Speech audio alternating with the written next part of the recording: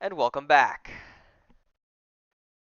Welcome, welcome, everybody, Welcome to to more Wano. maybe what's gonna be the longest video on our channels thus far. It's possible. I don't know if it's Which, gonna dethrone Whole Cake Part 2, but I was surprised at how long Wano Part 2 was, so yeah, we shall um, see. partially my fault because I mixed up what chapter Lad here was supposed to be reading to, and almost had him read two entire sections. Yeah, I almost read But 65 chapters for this week. Instead, I only read 42. So this time we will be going from, for those of you reading along, we're going from the start of chapter 959 to the end of chapter 1000. The big yeah, four stopped digits. stopped it on the big finally hit double digits. Double digits, yeah. That's the one. Uh, Uh this section I'm so rocks. excited for this I section. fucking love this It section. hey, it what? What did I say something weird? You said rocks. Oh, that's true. They do get mentioned in this section. Regardless, this section is so good. I cannot Yeah. believe how good this section is. Um I have been glued to the page. I have not been able to pull myself away. I literally had to rip Mhm. myself away to stop reading at times, because otherwise I was just gonna sit there for like 3 or 4 straight hours and just keep reading. And I really wanted to try and pace myself, and then I didn't really even end up pacing myself. I still finished this section that was longer than intended ahead of schedule.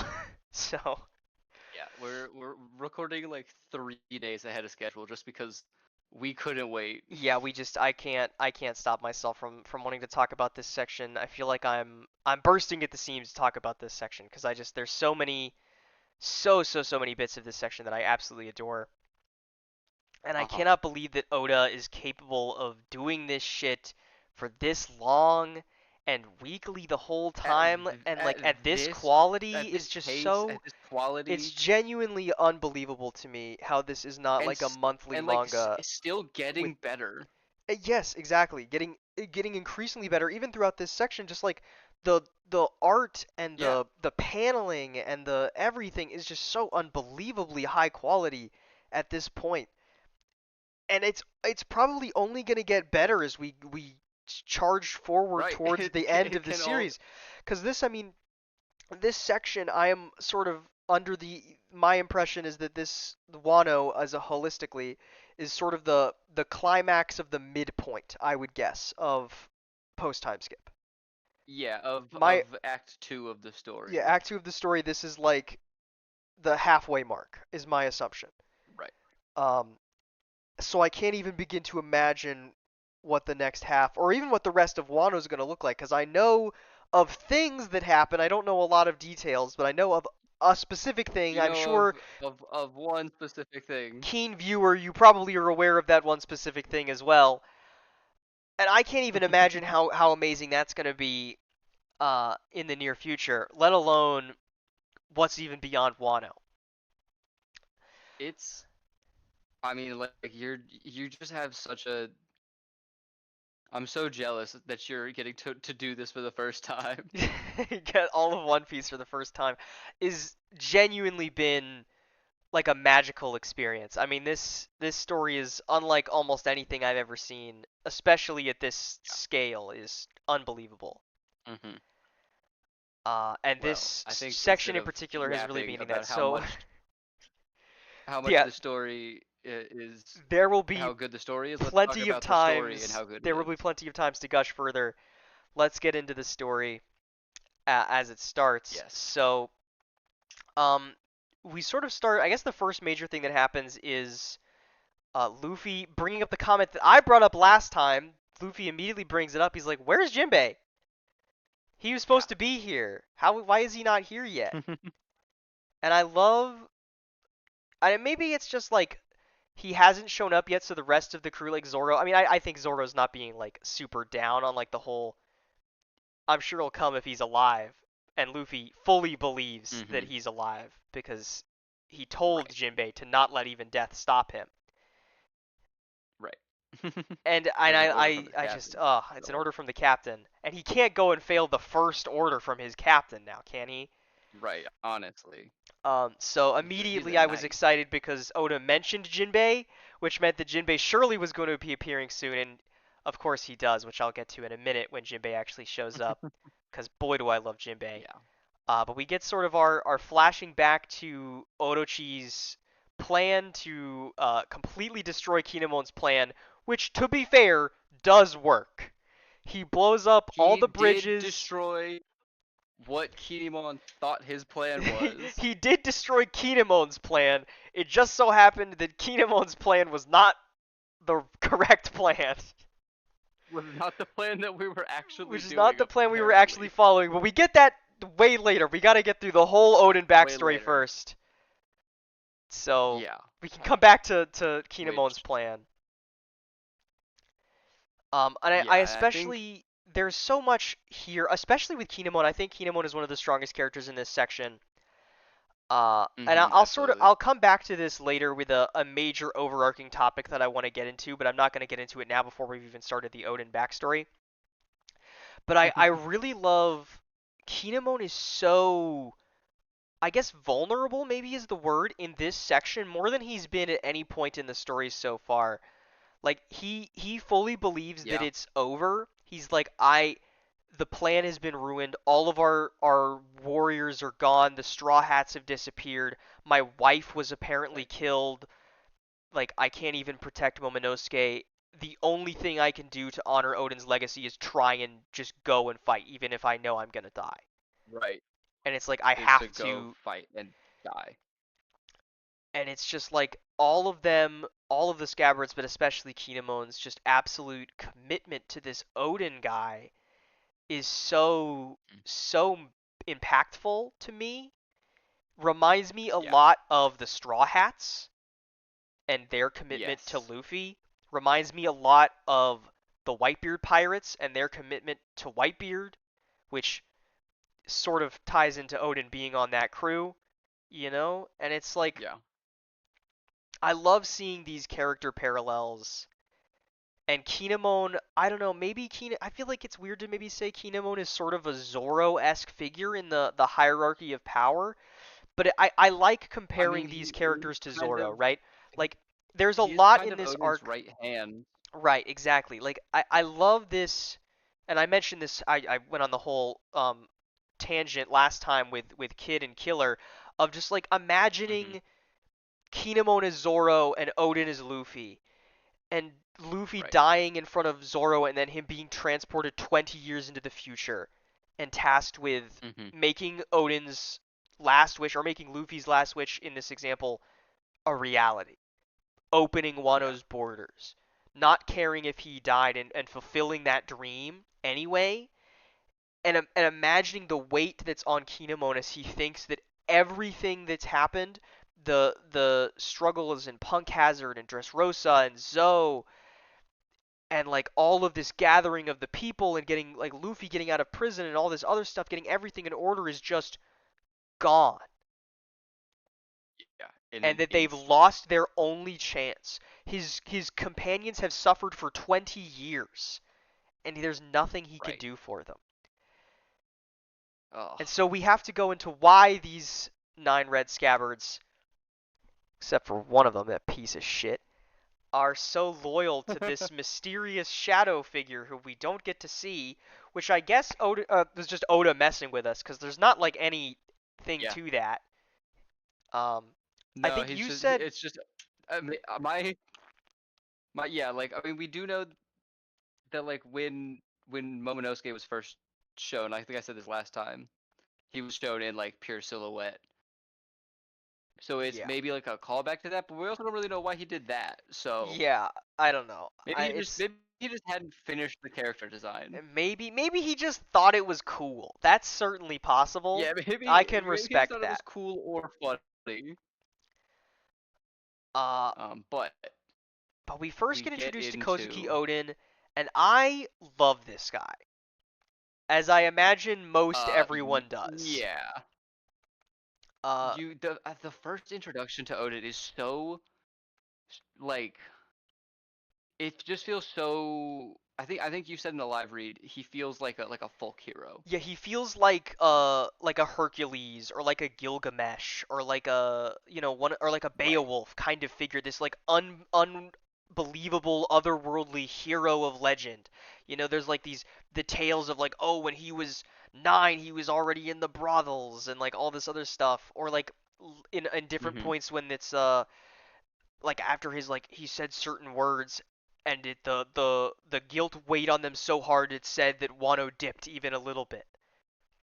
And it's things Right. like that that just make him feel like this otherworldly, not otherworldly, but like larger than life figure Mhm. and we know that he existed. And that's so interesting to me, is this Right. like larger than life folk hero that And now is in this a world legend where we have people where we know people like Whitebeard and Kaido, he still feels like this like almost unattainable like ideal of a man of a man. Exactly. that did exist somehow. And I think getting a little ahead of myself is part of what makes this backstory so interesting, is the way that Oden is amazed by people like Whitebeard and Roger.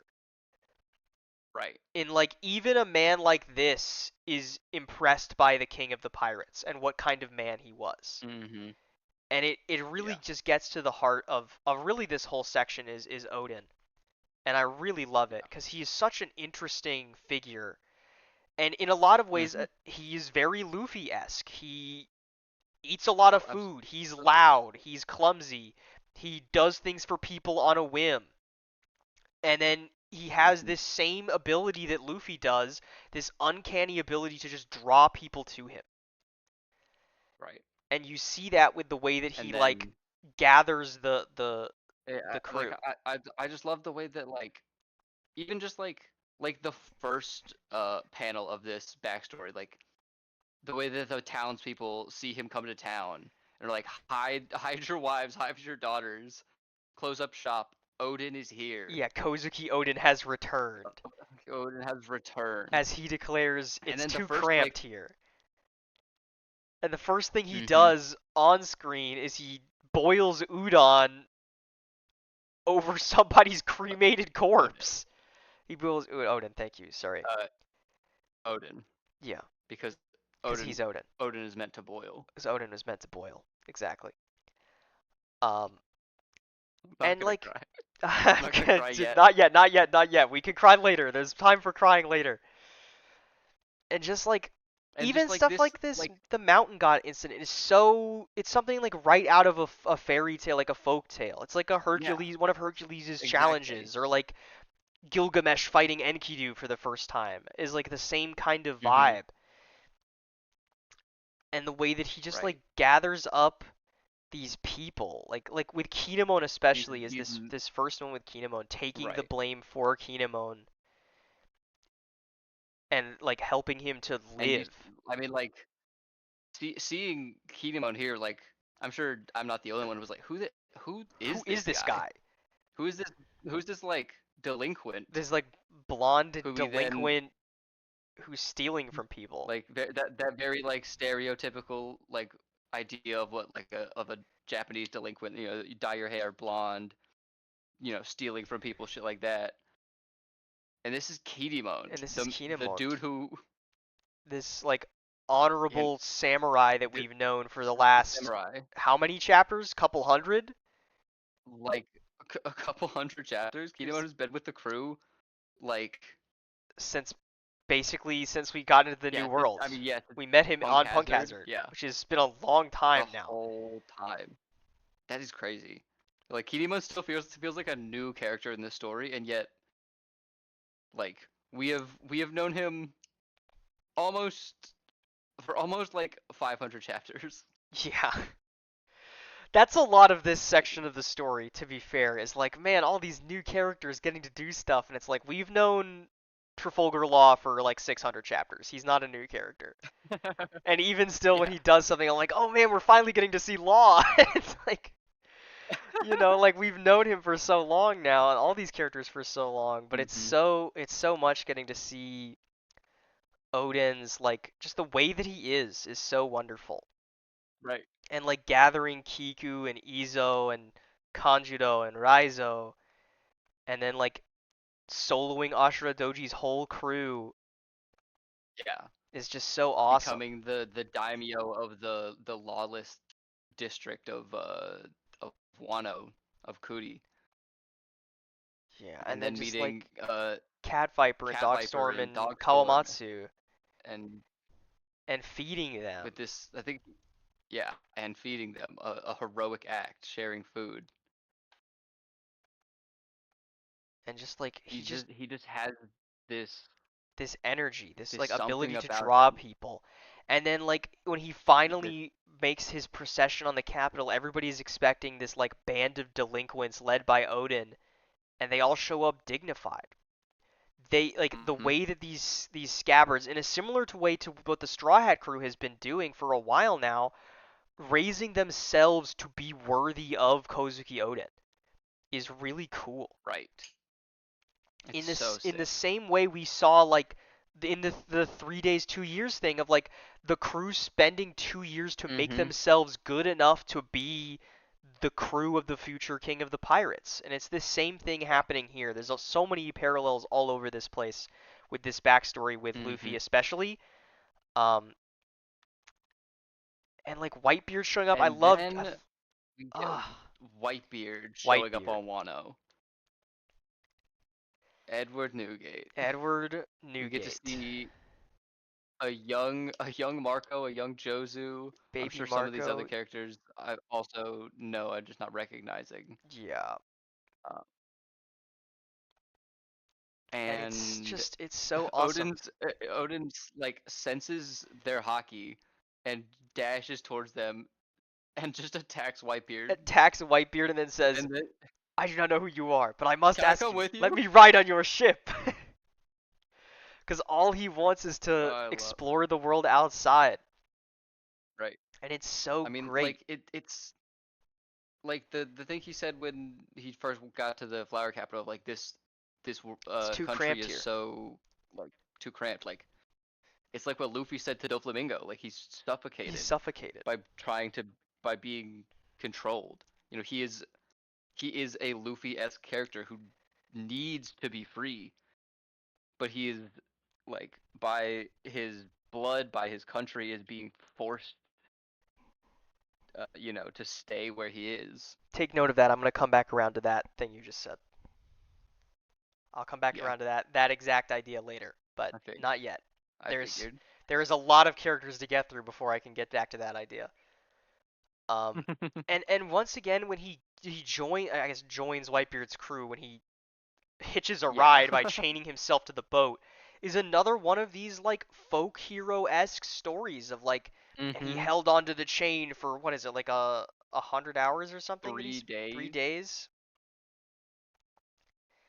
is just it's something like so that. Yeah. wonderful, and the way that he gives it up because he hears someone in danger, Mhm. and we get introduced to Toki, And who I and love. Toki is so adorable. I love her so She's so much. And wonderful. sh- she's a samurai kinda. I mean, she's at least a swordswoman. I don't know She's some what the sort of classification is. swordswoman. I guess she's not from Wano, but her parents were from Wano. But also, Right. we don't know where she's from. She's from the Void Yeah. Century, She's from apparently. 800 years in the past. Yeah, she's from the Void Century, which is Oh. unbelievable. What do you fucking Yeah, come mean? on, Oda. What do you Come on, fucking Oda. mean, Oda? What are you doing to me? What do you mean she's been time hopping every time she thinks she's about to get like captured or killed or something, Mhm. like however many years into the future until she finally finds a way to Wano, Yeah. all to find Kozuki Oden, the one man who And doesn't want to be in Wano. just uh sorry, with just one small thing. Toki for sure time hopped forward and we're gonna see her again. It's There's not definitely a single possible. doubt in my mind that she did not die in that castle. It's definitely possible. I guess we didn't see her die, right? We just saw her go to deliver her prophecy. There's there's no way that she died there. Maybe. I don't know. I hadn't really But thought. I haven't thought about that. I can't give you my opinion on that. But I just but love their dynamic. Just 'cause Oden is so fun. yeah. Mhm. And I love that this is the This. moment that gives Whitebeard his respect. And Mhm. more than anything, I think is really interesting, Whitebeard calls him a brother, Yeah. Well, I mean, not this is also younger Roger. I mean, younger Whitebeard, that's true, but he and still so they are has about the same age. that's true, but like I don't know if that's really the requirement for Whitebeard necessarily. I know. I mean, a Oh, I lot of know. the people are I'm his playing devil's advocate. okay. I just think that it's significant that we have only seen Whitebeard have his sons and not a brother. Yeah. Mhm. I Uh, mean, like and I'll these come back to that in a three minute. being Whitebeard, Odin, and Roger feel like the pinnacle of this time. Like they feel like they Yeah. are all equals. So I think it's really interesting that like Whitebeard immediately after just watching Odin like hang on to the back of his boat for a few days can see that. Yeah. And I love getting to see like all these little snippets of Odin getting to experience the outside world, picking up Teach, Hmm. the little shit. Yeah, I'm gonna hold on Orochi. Or do I want to talk about Orochi yeah, I now? think we can. I mean, I don't know. Okay, you know what? I'm gonna. This might be weird. I'm gonna use Orochi as the first character I want to tie back to my main point throughout this whole section. hmm So I think this has been prevalent throughout Wano prior to this section, but has really been in my face during this section. Is the idea of will, right? I had mentioned before about hmm about will being a physical force, but I've been trying to think about what other things will can represent and what it can mean and what it can do.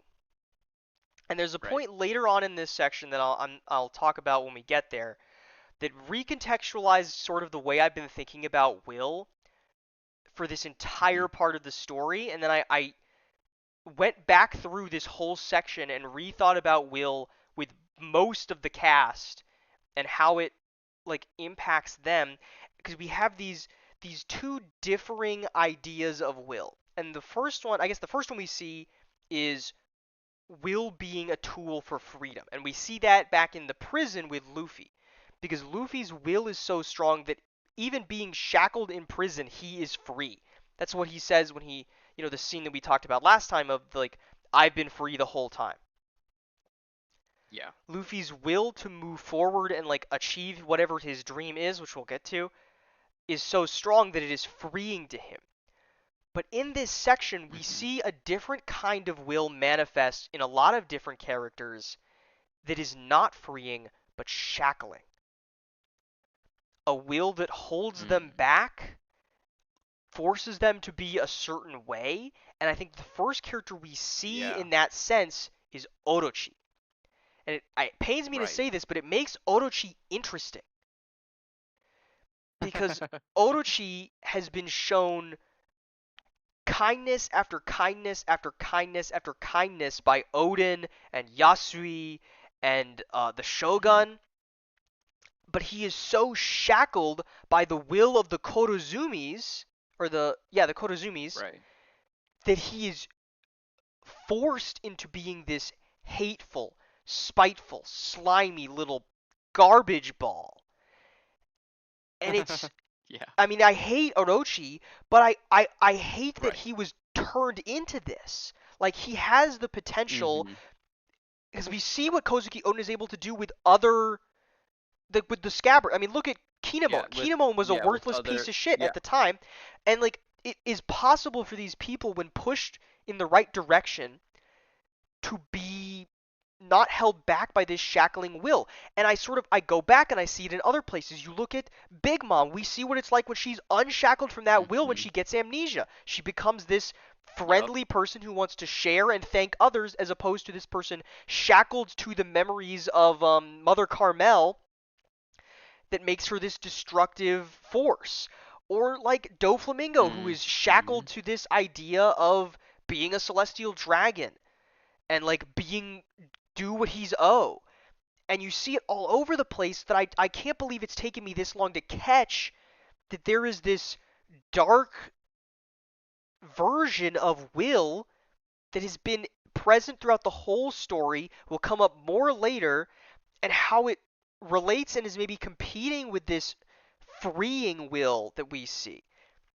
Mm-hmm. And like even going back a little Huh. bit with Kozuki Oden, Oden is initially shackled by the will of the Kozuki clan so that he can't leave Wano. Right. And then he is given that Yeah. freeing will from Oh, man. Whitebeard to go out and see the world and experience and be who he's meant to be. And it's all over this Mm-hmm. section. I am going to continue coming back to this point as more characters get introduced and do certain things because I just think I'm mind blown at Oda's ability to weave all of this into the story and retroactively, like, I mean, there's arcs I haven't even thought about, like, retroactively all the way back, probably through the whole story, this idea of this shackling will, and I cannot believe it took me Mm-hmm. 1,000 chapters to I figure mean, I that out. think I like the person who came to mind when you started talking about that was Wiper. Exactly. Wiper's the same thing. You know, Wiper with this like vendetta against the the people of Skypiea, the gods, and yet the his actual past and backstory would have had him be friendly with what's his name? Godfall. Yeah, But he is so like this shackled by sort of the like Hate of the the people of hatred Shandora of that the he can't Shandoran. get over it. And I mean, literally, I think you can find it in almost every arc. I haven't gone back and thought In about almost everything, every arc, but I probably, think yeah. almost like I'm thinking about I examples in mean, my head, and they all I like mean, all of it fits. Arlong and Hody, Arlong and Hody, fucking the revolution and the of in Alabasta being blinded by their hatred for the Basta. royals, missing the true enemy of Crocodile. Like it's Yeah. everywhere. It's everywhere in Oh everything. wow. Fucking hogback, bro. Like I'm telling, it's everywhere. Every single corner of this story is this. I guess I mean it's sort of like a setup for like of freedom versus oppression that's so ever present throughout the story, but Mhm. manifested in a way that But is but uniquely manifested different. through the same like concept, but each they both like present so differently. This idea Exactly. of will that can push you forward or hold you back. Oh, that's so sick. Oh, that's so sick, And dude. getting a little ahead of myself because there's not really a better time to segue into this. If Luffy is the prime example of a freeing will, then what if Blackbeard is the prime example of a shackled will? Hmm. Just a thought. I haven't done much thinking on that, but it's something that I Yeah. want to throw out that Okay. All right. Yeah. Yeah. I We're want to throw that thinking. out. Back to the plot. Back to the Okay. plot. That's all I had to say about Orochi because we haven't even seen the freaking Roger Pirates, bro. This shit is so cool. Look at them. Oh my Oh, gosh. and little baby Shanks and Buggy. I can't believe Shanks and Buggy were around for all of this shit. Oh yeah. They were around Shanks and for Buggy everything were said except for to have Laugh been Tale. here, have been on this crew. They say forever in this translation. Um, there's other translations that say since birth, or at least since they were infants or something like that. Insane. What are they doing on this ship? What is So Roger doing picking up babies on the these ship? two. Okay. Okay. Think about this. Think about this. These two were raised by Roger and Rayleigh. What the fuck went wrong with Buggy? These Buggy and Shanks. What the fuck went wrong with Buggy the Clown? I mean, don't get me wrong, I Like love Buggy the and so Clown, that but what went and wrong? so it recontextualizes every moment we have between these three, I guess, because Roger's gone. But like, think about how excited Buggy was to hear that Rayleigh was still alive and kicking. Think about that one scene that I'm not going to talk too much about because it'll make me cry, where Shanks comes back to Sabaody and I can't do it. right? Like, and says to Rayleigh, really, that "There's the kid in the East he Blue. flew. He's He has just the like the same captain. dream as the captain." That's his dad that That's he's his talking to, dad. basically. He's talking about Rayleigh's boyfriend. It's crazy. Like, it's insane to me. Roger somehow, as I said earlier, he feels like an even larger than life character than Odin does. Yeah, yeah. Odin, or like Roger, feels like this impossible figure, so Mm-hmm. strong that him and Blackbeard are clashing without even touching. Whitebeard. That's what I meant to say. My apologies. Yeah. And it's just like Yeah. immediately after clashing, and the both of them are like, Did you "Good to did see you you're go doing did well." you go watch this scene in the anime? I have not yet. I would like to. Okay. Once we're done here, we got to do that because the divine departure, it's insane. But like Roger is just this Uh, unbelievable character, and the way that he is and so then he's figured it all out, and he finally has found someone who can read the poneglyphs. mm-hmm. And the way that he begs for Odin to join them is so interesting. Right. Yeah, And like he prostrates himself yeah, and the fact and we get to Whitebeard and Odin. and the thing that brings Odin over is is Roger telling him his dream. Yep. Roger says that's right, and then Al, huh? And then they start And laughing, then or he'll Whitebeard what? laughs. And then he'll what, Oda? And then he'll what? Please, I'm begging you. Let me know. Tell me. It's crazy to me that there are going to be people in the future who will be going through this for the first time and know what Roger's dream is. That's so fucked up.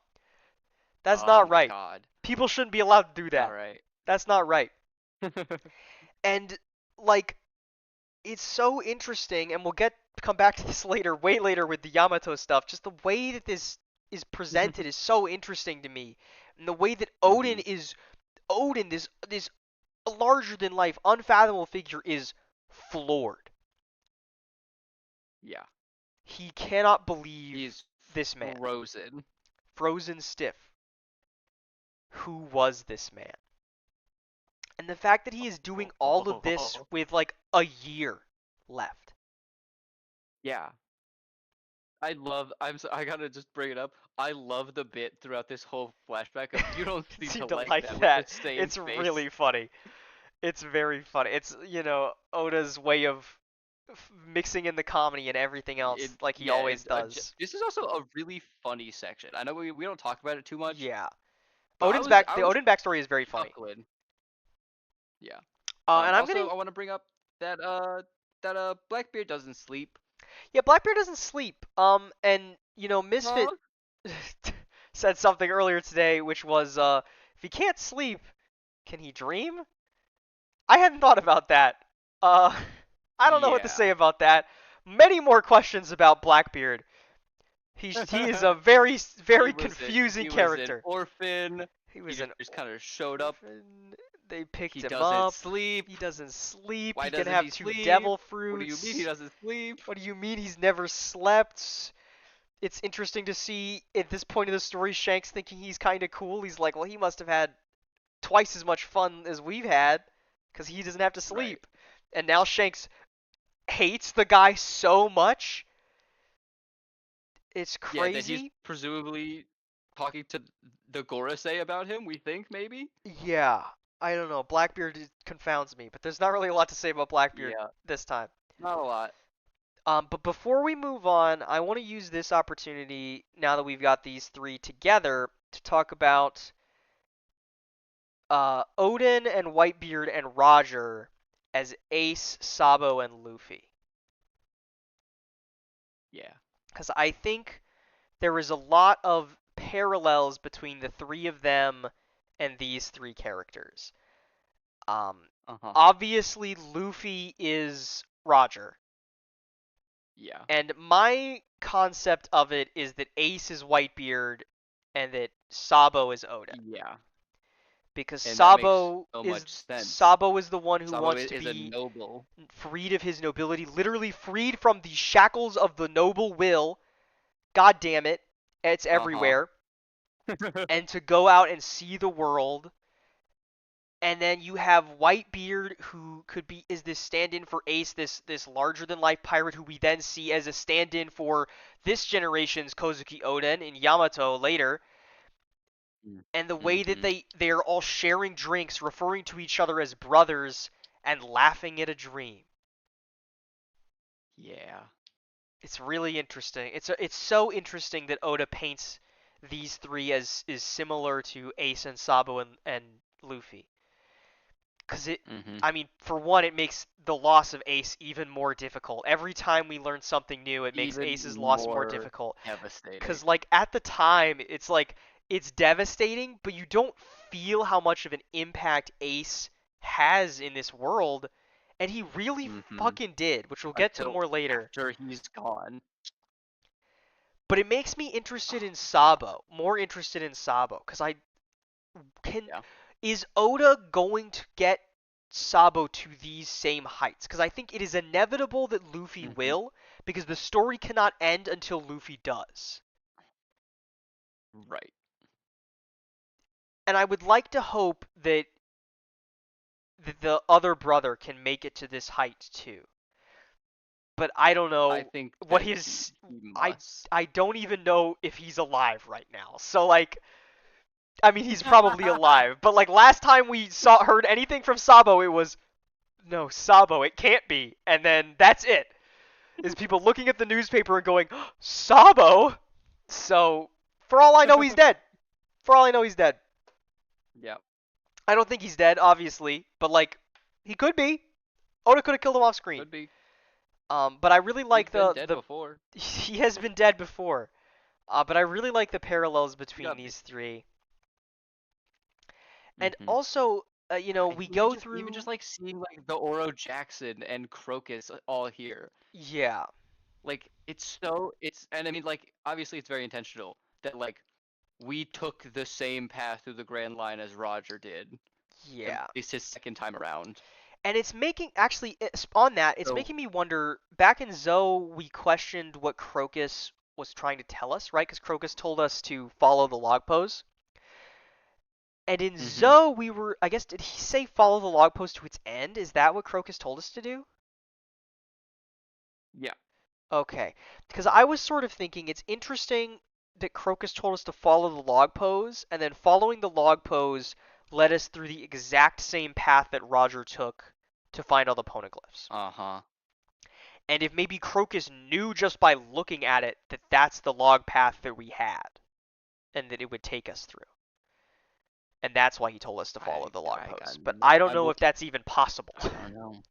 I don't even know if I that's don't know. possible. I have no idea. Plus, so much of our thing got rerouted by we got an eternal pose to Alabasta, which is what got us the thing to Skypiea, Mm-hmm. and all that. And then that's like a chain of so without getting Vivi at Laboon, and then going to Whiskey Peak, and then that going to Little Garden, and then getting sick, and then the everything like without everything that happens, how do we even end up on Roger's path?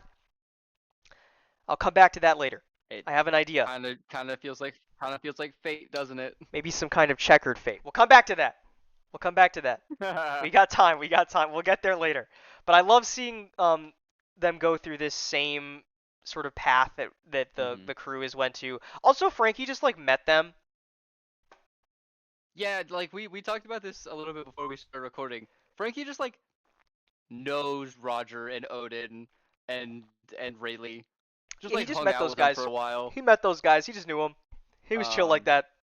Also, I don't know if you peeped it because you were too busy singing Binks's Brew at this I point. was. That's the bridge that Robin got sent I to. did notice that. I didn't say anything about it, but I did Okay. notice that.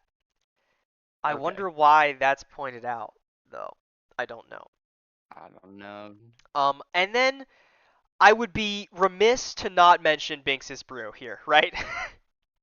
I've spent what the last No, three or I four. don't think it's. I just don't think it's important at all. Actually, Yeah, really. I've spent the last what three discussions bringing up this Binks's brew theory, only for me to yeah, get to this section and for Oda to basically look at the reader and say, Roger went through the song. yeah. I mean, we his like our like his last year of the adventure was literally the song. They play it out, and then, which we'll get to in a second, he ends it by getting to the laughing tail, which I pointed out what back at was that Whole Cake that I did that in Whole Cake Part Two, and seeing that all I come to think. fruition has me so excited for Luffy and for Brook because I love them. Yeah. And then and like also the red poneglyph is in Fishman Island. Where did it go? What happened to it? where where did it go? Where the fuck did it go? Because there's one on Zoe, there's one in Wano, and Lin Lin has the other one. Where did Uh-huh. this one go? We were here. We saw the gray poneglyph that's next to it. Robin went there and read it. Yeah. Where did it? Uh-huh. That's the one that talks about Joy Boy, which I still he gets mentioned again in this section, and I still don't know anything about him or what to think about him. But where did the red one go? Where did it disappear to? Who took it? Where'd it go? Where did it go? Um, and so we just sort of I'm gonna move through the rest of this part with Roger to get to the moment, right? Hey, hey, hey! I wanna, Or is there I wanna, something I you want to wanna mention go back, first? go back a few panels. Okay, okay, Go back a okay. few panels. Uh, This one? nope, This one? nope. One more. One forward, forward, forward, forward. This page. Okay. No, Duke Genghis back. Bond. No, go back. Go back one more. This one? You keep going over this one. You told me to go one more when I flipped to this one. I'm sorry. I'm sorry. L. There's an egg on Roger's ship. There, there sure is. I did not notice that. All, all I wanted to mention. I don't like that you felt the need to point that out to me. Is there some? Am I supposed to read into that, or I you think just think I it's pointed funny? out. I think I pointed out because I wanted to tell you don't read into it. No one knows what the fuck the egg is. I don't. I mean, our ship's got a bunch of tangerine trees. Yeah, It's not but there's that an weird. egg. Eggs hatch. I suppose. Doesn't have to hatch, I guess. What was in the egg? The One Piece. But yeah, Um, we do get Duke Genghis Bond, Duke Genghis Bond, which is hilarious name, Oda. And we get the moment of incredible. Pedro as a kid. Ugh, ugh. Yeah, Everyone gets their time to Pedro. shine. And then we learned that Buggy got sick, and so Shanks took care of him, and they didn't go to the final island, so they don't know where it is, presumably. Which would explain why neither of them have gone to find the One Yeah. Piece and become the king of the pirates. Although I'm not so sure that Mm-hmm. Shanks is chasing that dream um, at all, Yeah. especially with him giving the straw hat to Luffy. But Mm-hmm. uh, I'm just gonna read Oh, this there part. it I'm is. gonna read this part out loud. And Yeah. on that day, we learned the entire truth Go of the for it. world. What the 100-year void is, what the people of the D are, what the ancient weapons are. In the past, Wano was open to the world. And in the face of that vast treasure, which was very real indeed, Roger just laughed. Every time. Chills, Chills. bro. What Fucking is this? What chills. is this panel? Unbelievable. It's fucking. It is. It feels like prophetic. The way that it just like every single person who reads this section, and it's way better in the manga. This section hits so much harder in the manga. Everyone had the same reaction of what Yeah, it's just like happened. genuine chills. And Uh huh. and Roger going, "Oh joy boy, I wish I'd been born in your time. This is quite a treasure you've left behind. A tale full of laughs." Literally the line in Binks's brew. We give it a name. We'll call it Laugh Tale. And I want you all to picture for a moment in your mind something that I think is almost guaranteed to happen. Is this exact panel, but it's Monkey D. Luffy, right? Yeah. Picture in your mind, Luffy just laughed. I I'm have this Ugh. this panel is so impactful to me that I have one of my friends has redrawn it and is going to tattoo this panel onto my body. It's beautiful. It's It's a beautiful moment. that It's it's that truly, big.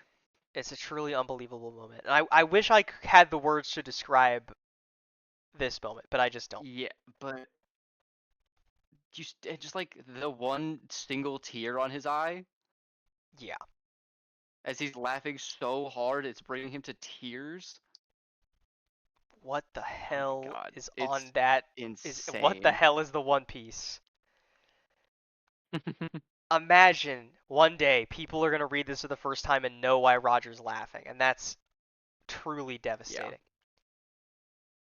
And then we get all these cryptic things about him giving messages to different members of the crew. He gives a message to Shanks. He gives a message to Rayleigh. And Yeah. then the last little bit of the Roger backstory that's worth talking about. Oh my god, I totally forgot about this part. Yeah, you forgot about this part. We get a little bit of a flashback to when Roger and Oden were hearing the Sea Kings, which aids to my idea from Zoe of maybe all of the people who can command the weapons hearing them. Maybe. Um, The birthing is at hand, our sovereign will soon be born, and another in a distant sea. The whales are delighted in anticipation of the day the two sovereigns shall meet again. We have been waiting for so long. It is almost here, and surely all will go well this time. Just 10 until the birth, another 15 to grow. Hey Oda, what the fuck? I don't know Um, what the fuck. so one Now, of them is Shirahoshi, right? That's pretty explicitly stated in the text of uh-huh. like Roger getting the Yeah, prophecy from this is the Sea Kings talking about about their Shirahoshi, but who is the other one? There's two sovereigns. yeah. I am under the I mean, assumption that it's Luffy. That's the yeah. assumption I'm operating under. That is Another in a that is distant that was sea. my assumption watching this part as well. Because Luffy has not been born yet. Another in a Right. distant sea. And why are there only two? That's the thing that gets me.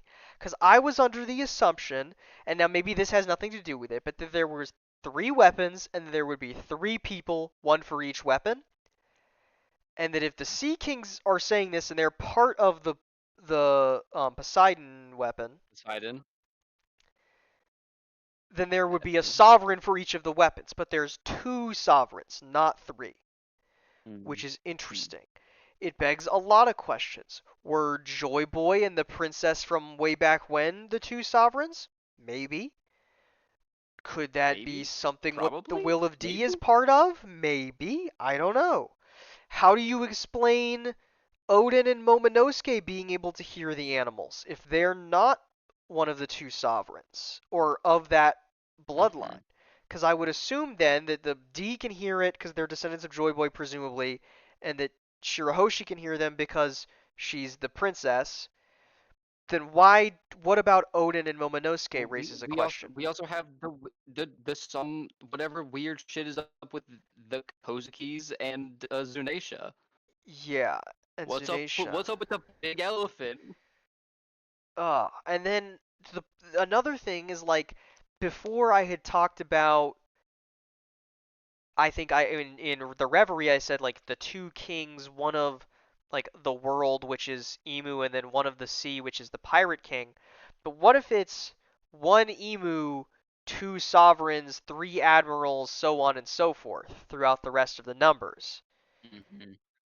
Is Emu does Emu have some relation to whatever the third weapon is? Is that another Ugh, fucking sovereign or what something? is I'm Emu? Great fucking spitballing question. here. Fuck if I know, man. Yeah, what is Emu? What is Emu? Uh, Oh my god. I'm gonna move away from there. I don't want I to do get I don't want to get stuck in the Reverie-esque talk where I go, what the fuck is going on over and over again. That's what the yeah. Reverie was for, and I there's a do lot wanna more Wano to get through here. I wanna point out one of my favorite panels from this, where because we're experiencing this through Odin's journal, he writes, uh, you know, Oh, where is it? Yeah, it was a man's farewell. We It were is utterly stoic, not a a tear was farewell of shed. man, and you see everyone bawling their Bawling. eyes out. But Yamato reading this years later has no idea, which is so funny. Yeah. Uh, and then we get the rest of this backstory with Oden, where he comes Hmm. back, he learns of the deceit of Orochi, and then he goes to challenge them, and then just starts dancing in the nude for years Yeah. on end, and Uh-huh. becomes a fool of a lord, which is a just a devastating turn of events. For this man who is said to shift the country of Wano with a step, to be reduced by Orochi's scheme to this freak This who goes fool and of a lord, dances in this fool of a lord who goes and dances in the different cities of Wano nude. and lies to God, I fucking hate that snake bitch. his lies to his closest followers and all of the people just to keep them safe. Hmm. All for it to be a fucking lie. God, I hate Orochi God so damn it, fucking dude. much. He's so awful. Yeah. I wish that him being manipulated into being this could make me feel bad for him, but I also just hate him vitriolically, so I don't feel bad at all. Oh, I mean, no, like Doflamingo was manipulated by Treble. Big Mom was manipulated by Sprucin. That doesn't change the fact that they're At reprehensible people. least we got to see what It's Big just Mom we could know have been where they like as a got nice person. right. Isn't that kind of sad? It is really sad. Thanks, Queen. And then we have the final clash between Oden and Kaido, which is Hmm. great. Uh, It's with in. Yeah, it's so good. with Oden landing an unbelievable blow on Kaido, giving him the scar that matches Uh, Luffy's. yep. And I don't know, I almost get the impression that Oden was going to win. Yeah. And then that stupid bitch Orochi. Uh huh. And then Oden loses and is set to Uh be huh. executed by boiling. Because Odin is meant to Oden boil. is meant to boil. And he makes a deal with Kaido. And Kaido is a very interesting Hmm. character throughout this section. His I'm gonna code and have a his lot to talk about with Kaido in the coming sections I hope so, because because Kaido is my favorite villain in this series. Kaido is so fascinating. He operates in such a strange way because like he seems on the surface like this cold, unfeeling monster, but he's like willing to make And this deal with Oden, right? And it uh-huh. isn't Kaido that goes back on the deal, it's Orochi that fucks up the Right. deal. Uh-huh. And like And I mean we later, know at the end of this section that Kaido does not like Orochi. yeah, no, not at all. Evidenced by his lack of a Kaido head. kind of Kaido like has kind of detests Detests. detests Orochi. And it's And like, he's and the such an way that interesting he character that like I can't fully dig into and then right like now. the way that, and I guess it's getting a little ahead of myself with Kaido, the way that he like seems to respect Yamato's wishes, but also is like against Hmm. him being Oden, but is like But cool with him being yeah, but also puts like the blow your hands up shackles on on Yamato. Yamato. It's like it's so strange. His code and the way that he operates is so unlike any character we've seen so far because he feels on Yeah. the surface like he should be so one note, and then every time you think he's gonna do something that fits into this sort of typecast of character that he is, he does something radically different. Uh-huh. And I don't know why. He's so strange to me that he does this. Um and then Odin in his last folk hero-esque act survives Mhm. a whole hour in the increasingly hot boiling water, all to Yeah. save his vassals and to give the Right. country of Wano a chance. And it's Oh my God. just heartbreaking Yeah. seeing, And then you like, have Orochi doing what he does. yeah, Orochi doing what he does Well, best. actually, a minute ago I changed the Descendants to a firing squad, Yeah, you stupid bitch. being the Um, snake bitch that he is. little snake bastard. And him, like, the his vassals pleading with him, and he just Hmm. saying, I will be clear with you, they are going to kill me today. I want you to open up Wano in my stead. And they say, your dream is our dream. Well said. And he makes it to the end, Yeah. screams, do it for me. Open Wano's borders. Don't make the mistake of underestimating our samurai. As they all flee, remembering the moments that Oden saved them and made them who he is, or who they are. Hmm. They can forget me for all I care. My soul will live on. For I am a story to accompany your drinks. I am Odin, and I was born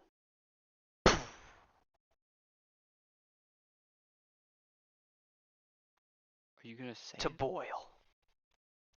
Oh my God, you piece of shit. Fucking goat. He's the goat. He was the fucking goat. God, he's the absolute goat. He was the fucking goat. And he's so, so, so compelling. And it's so sad. Because you know he's gonna die, right? Hmm. You know from the very start that he's not gonna make it. From the very start, because he is not around, and we've been told explicitly that he He was is killed in dead. front of them. And Yeah, even still, some of you wants to, some part of you wants to believe. right. Because he is this fucking figure. He survived the oil. He did everything that he could, and yet still, because of Orochi, he's killed. He's killed. And it's devastating. And I want Yeah. to bring one last thing on Odin before we move on from Odin is I want to bring up that I think obviously characters in One Piece are multitudes and they are not one thing. But I wonder Right. how much of Kozuki Oden is Goemon. And I don't know how familiar everyone Yeah. is with Goemon. I'm I not don't super familiar, know what that is. but Goemon was a he was a real guy in Japan who was this sort of like Robin Hood-esque figure who stole from the nobility and gave riches to the poor, and he Hmm. failed to assassinate. It was like the leader at the time. It wasn't a shogun, but like the equivalent of a shogun, and then was Hmm. sentenced to being publicly boiled along with his son. Mm. And then after his death, became this like folk hero figure. And to Hmm. me, it feels similar to Odin, obviously with the boiling, but like these little I pieces mean, in the yeah, way that he absolutely. he is this real guy who became this larger than life figure within the world of One Piece, as opposed to Goemon who was a real guy that became this larger than life figure in death. And I think that there is pieces of Goemon in Oden, and I Right. don't know enough about Goemon and Japanese culture to tell how significant that is to the story, and if people who are Japanese reading this for the first time would be thinking, "Oh my God, this guy's Goemon," you know, like I don't know if that's a thing that they would be thinking or not, or if it's like Uh-huh. a common parallel kind of thing.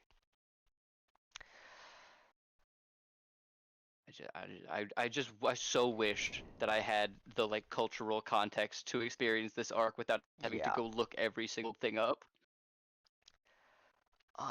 And do we want to mention anything on this, or can we just like move along? Because we're moving real slow. We still got a Or lot oh to yeah, get we through. kind of are. I kind of want to speed past these. I mean, I do have I don't know. I don't have a lot to say because a lot of this is like us just seeing the things we were told about her, like Toki's prophecy. Yeah. Um, Um, you are the moon, unaware of the I don't dawn. May think your purpose there's. be fulfilled. Yeah, It's I really don't interesting. think the. I don't have a lot to say. We see sort of the devastation of the people. I We mean, learned that yeah, Kyoshido we is a do good we do guy. get it. Yeah, we get that Kyoshiro is Denjiro, He's Denjiro. which is why I kept forgetting his name in the Yeah, previous that parts. I don't know makes if you sense now. noticed. I did notice. But I wasn't I ready don't to forget these commit to guys' the idea. names. I just yeah. And we get to see, Hiyori becoming Komanasaki and everything, which is Right. great. Um, and then Um, we get our little tease and of there being a then traitor, which to be on, I will, full transparency to the audience. I got hoodwinked because I assumed that their devil fruit power was something similar to like the copy fruit, and that they were like posing as one of them. And so I assumed that the mm-hmm. people with devil fruit powers could not be the traitor. This was an erroneous decision. I would like to apologize to the goat cat viper for doubting him. Uh, Yeah, he was like, "Well, Cat Viper isn't here. Maybe he's the traitor." because I did come to the conclusion that cat viper was the traitor because he wasn't here and he didn't have a devil fruit power. But actually, no, it's just Conjuro. This piece of shit. Yeah, I hate him. this fucking yeah. Stupid drawing man that I hate. Should have left him in the fucking trash heap at Dressrosa. We should have left him in the trash heap at Dressrosa. He deserved it. Mm-hmm. Um, And and then the then the reveal that he actually is a good artist and has just been like drawing with his left hand. yeah, is really interesting. He's just such a cool power. I wish he wasn't a bad guy. Right? And so everything seems lost. Even our own allies are betraying us. Momo has been Mm. captured. Mm. Sorry, we're a little The late. beast pirates are closing in on everyone. These pirates are closing in on anyone. Then you hear, "How can you sleep at a time like this?" I ate and I slept and now I'm awake. That's when I'm the toughest. Sorry, we're a little late. And then out of the storm, out of the chaos, the Thousand Sunny appears. And then from under the sea, Mm-hmm. I don't know what the ship is called, but Law's ship, the yellow submarine, emerges from under the water below the samurai. And then another shot is fired from the other side of the beast pirates, and the kid is here. And like all of this chaos going on. Hey, you, don't pick on samurai in a rowboat. When you're at sea, you fight against pirates. Fuck yeah, Oh, dude. It's so great. dude, his panel is so good. This panel There's is so many, awesome. so many panels from this section that are just like all-time greats. All-time great panels all over this section, and this is one of them of the big 3 of the worst generation here to I guess one of them's not here to save the samurai, but to inadvertently save the samurai. Mm-hmm. And it's just so awesome. I really love this trio, and I get the feeling that in upcoming sections I'm going to love them even more. Because they Yeah, have not gotten to do too much. But we get to see all the Straw Hats in their cool outfits. I really like dude, the crew in we this we could section. we could talk about some of the drip here. Can we talk about some of the drip here? I want to talk about I some of the think drip here. okay, Luffy with the black like jacket cape is the best he has ever looked. He looks really fucking I don't know good. where he got these orange shorts from, but for some reason I'm digging it. He took some And the notes from Brook. purple sash around the purple sash rather than the yellow, The purple sash like is what with brings it all together for me. it does The purple this sash is like so regal good. sort of purple sash as the future king, and then the black fucking jacket cloak Oh, cape it's thing. so I awesome. love that him and Zoro and Sanji all have the same like color scheme going on now with the black Yeah, and red. the black and red, really great. I think the best Sanji has ever looked. Absolutely. The maroon suit The with the like maroon suit black with the the gloves. black Oh my collared fucking shirt god. underneath and the gloves. The Oh my gloves. god, he looks so good. Sanji never And then can never Zoro take with the gloves off. Zoro's and then he's got to keep Zoro the with gloves on this forever. simple just like black kimono with the red I don't know what the sash is called, but someone Is it an does. obi? I think I could be wrong on that. I don't know. Um, and then my guy But I love Brook. that our dude. Oh, Oh Brooke my god, with the Brook, split shirt, the the split split black and white black and white like I don't even know with what he's wearing the red with the scarf red thing. cravat thing and the It's like a top trench hat. coat, basically. Oh my god, he looks so cool. It's so good. And I love that Usopp they gave Zeus too. a samurai hat. Zeus has a samurai hat. Usopp looks awesome. Ah, just the whole crew looks God. so great. And it's so good to see them all together, although we'll get to that in a minute. And just like Hmm. the three of them going all out, not even all out, going partly all out on these so-called beast pirates and making Hold this on, I huge just had a move. thought. Please do. So all of kids like named attacks, I'll say punk, and don't they? maybe it's just because he has this sort of trash punk aesthetic. But what if he's from Punk But we Hazard? also know about Punk Hazard. But also, like What if he's related to we Vegapunk in know some way? he could be related to Vegapunk in some way. We know he's from what, the South Blue? Is he? I don't remember I which forget. cities they're all from.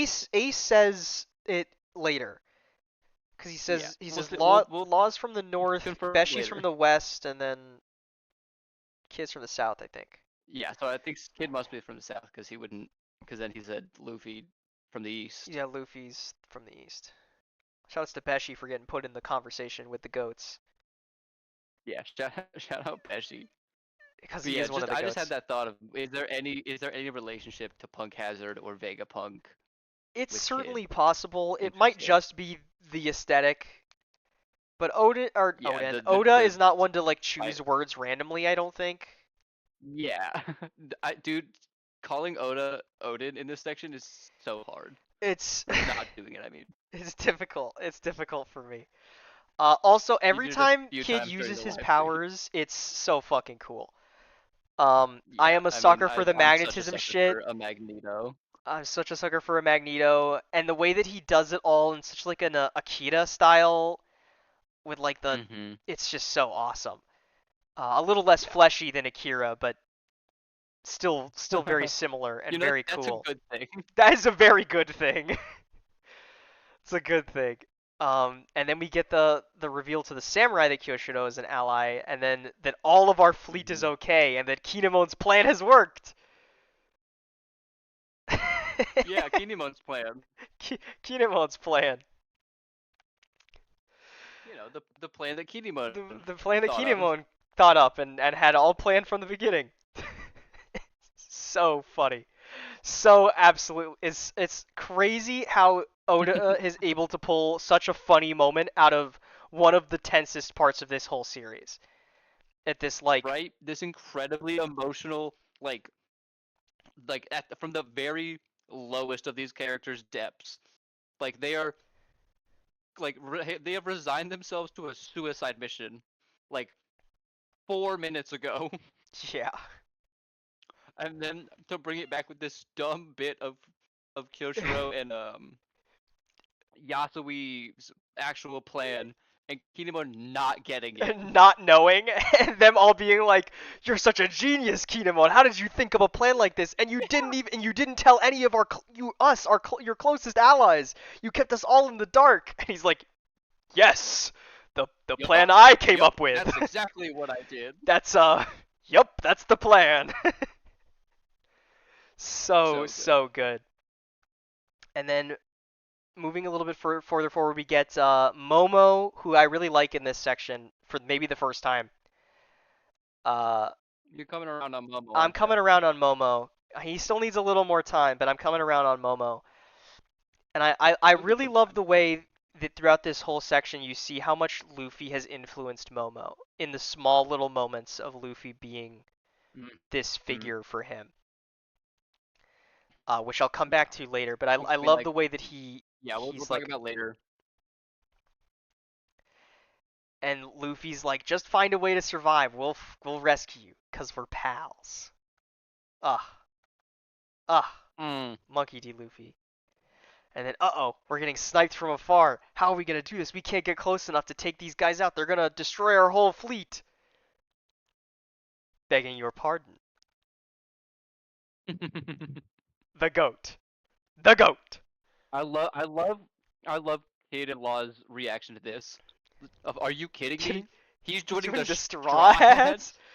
I hail from the Fishman district of Ryugu Kingdom on the bottom of the sea. I am but a humble newcomer to this group, having imposed upon folks left and right despite receiving a ritual cup from the boss of the Straw Hat crew. They call me Jinbei, Knight of the Sea. For the sake of a long and fruitful relationship, I would be pleased to make your acquaintance. I fucking love him Ah. so much. I am so glad he's finally here.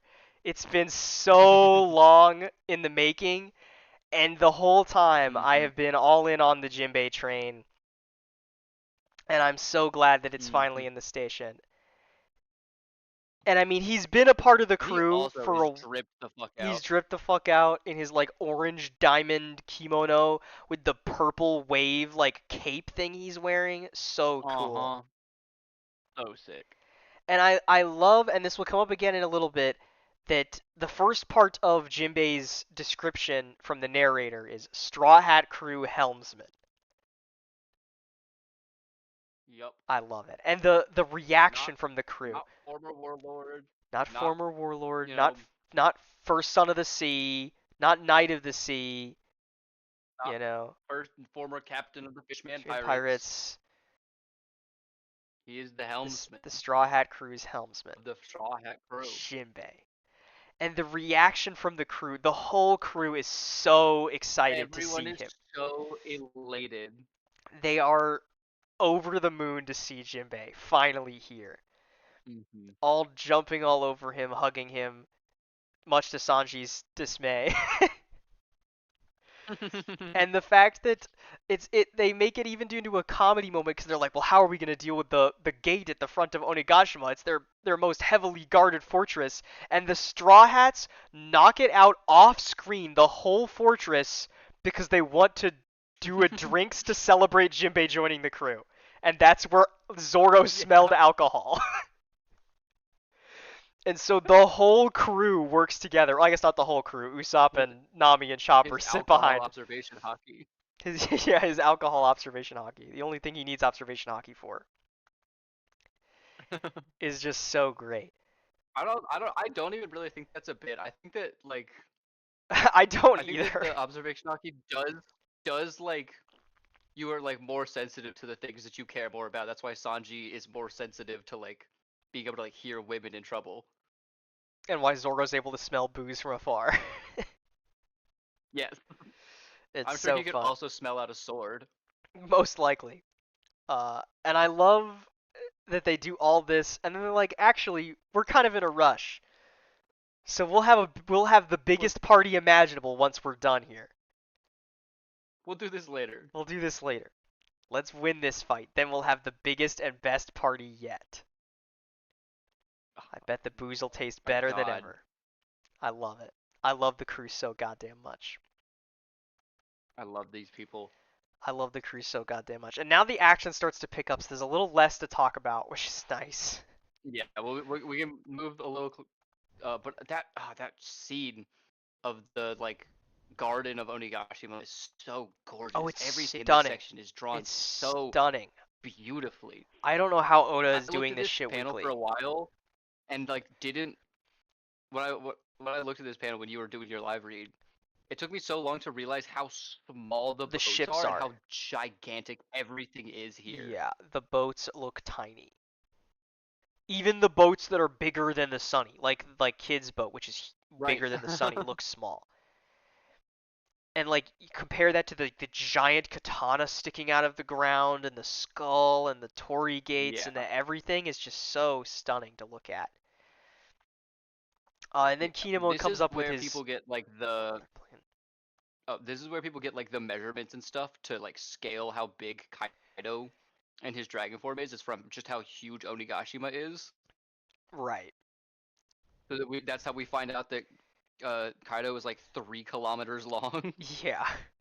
Because it just so happens that Onigashima is just that big. hmm And then we get introduced to the Topi Roppo, the rest of them. We got introduced to two of them before, Yeah. sort of. I don't know hmm what to say about these guys yet. Um, I like them. I like Drake. I really like I really like Ulti and Page One's bit. I like Ulti and Page One. I think they're funny. And I like their aesthetics. Um, I like the face masks they're wearing. I think is a cool aesthetic for them. hmm Um, I like I Black Maria. I think Black Maria is interesting just because she's so big. Like, why is she 26 feet tall? Yeah, she's really big. As for Who's Who in Why Sasaki, is she so big? why is she so big? As for Who's Who in Sasaki, I feel almost nothing about these two, to be entirely honest with you.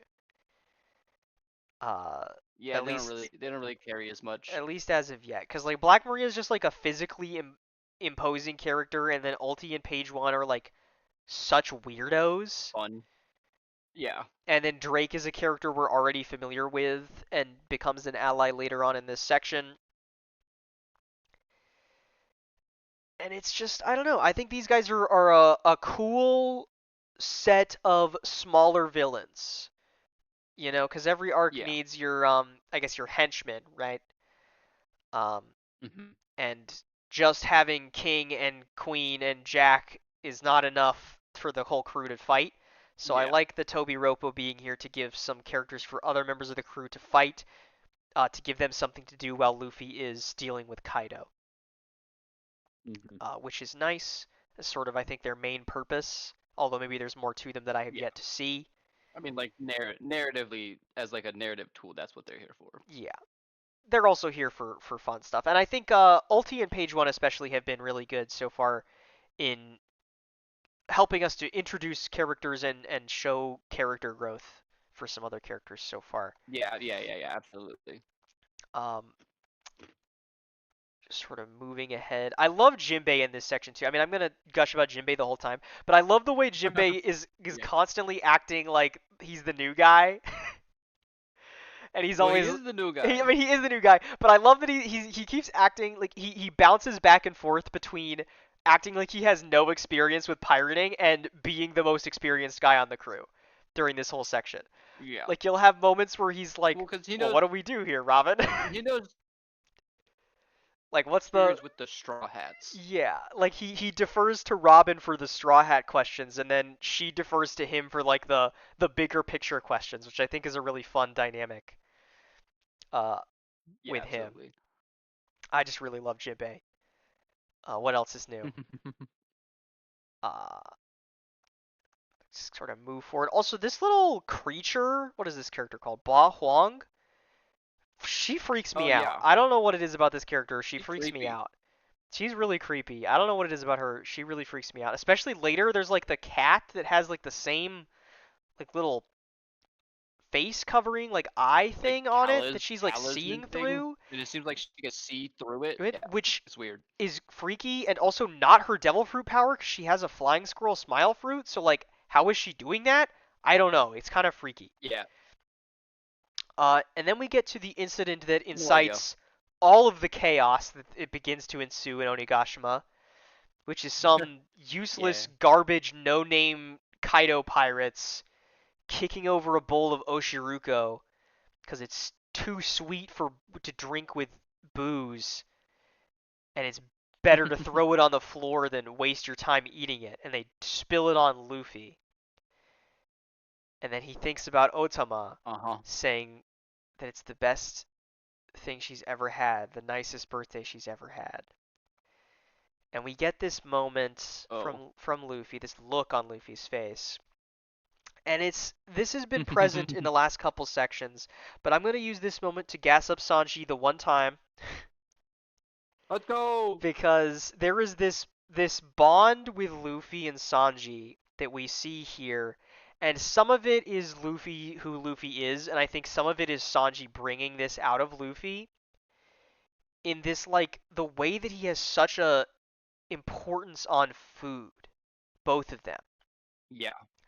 Uh-huh. And Which I think Luffy, that's it's so good. But like Luffy seeing I think these that's pirates waste this food, food that it was enough to make Otama cry tears and think that she's never gonna be this happy again, and then uh-huh. kicking it and wasting it like it's worth less than nothing is like an attack on everything that Luffy stands for. Right. And it's awesome. I'll let you talk some of the Hmm. Sanji stuff on that, but like, Yeah, like I just think because there's a lot of attention paid to, the similarities between like Luffy and his number twos, Sanji and Zoro. And people will oftentimes say that, Sanji is, the big dreamer aspect of Luffy, and Zoro is, the need to be the best. Those sort of like two separate parts of what being Pirate King is, separated into two characters. But there is that third thing that connects Luffy and Sanji, which is the importance of food, the right to eat, the right to be fed as a human, which connects them in this sort of weird like separate dimension than just what their dreams are. yeah. I love it so much. It feels because we've seen over and over and over and over again how important food is to Luffy specifically, and like people in general. Yeah. You have Rebecca feeding him in the Colosseum. You have, the all of Whole Cake is about food, and Yeah. then obviously Otama in this arc feeding Luffy when she literally has nothing else, gives him all of the food that like the only bit of decent food that she has, which is a single bowl of rice that she was supposed to eat on her birthday, gives it to Luffy. And the way that food is used as like a tool of oppression, because we're not going to talk about politics. Not this time. I actually have no It's apolitical just One Piece corner this time, surprisingly. no, not this time. I had way more to say about will and freedom than I do about the politics Yeah, this time. I'm sure it'll come up later, but not this time. but no, I just think it's so I mean cool. I'm right there with you. I Basically, absolutely love it. Um, and then the chaos starts to ensue with Luffy and Zoro getting into the fight, and then Kid and Killer following suit, and all of them collectively trying to beat the shit out of Apu, which I quite love because I really, really hate Apu. One of my least favorite characters. I just cannot stand him.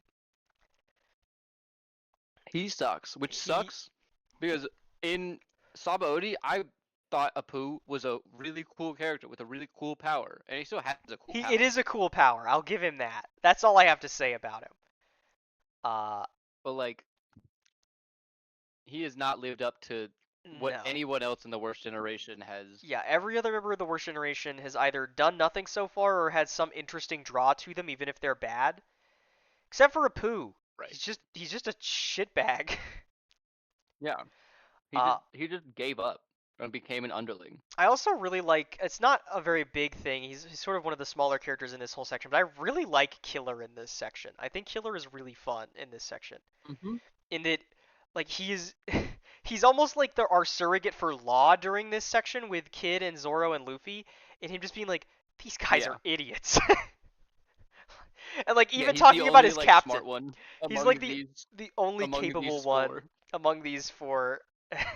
And I think it's really fun Which the is way that it's he's like, weird for the guy like Killer, this like madman, to be the rational one yeah, he's amongst the them. rational one when compared to Monkey D. Luffy and Zoro and Kid, which I think is really fun. Yeah. I especially like I think it's later in the section. I'm just gonna talk about Killer now. After Zoro gets like flung up to the roof by Marco and lands on his face, Hmm. Killer's like, so do all your plans go like this or just this one?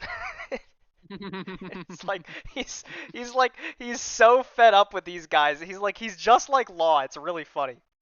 The way of he's just like, Yeah. how are these guys like? How are you like this?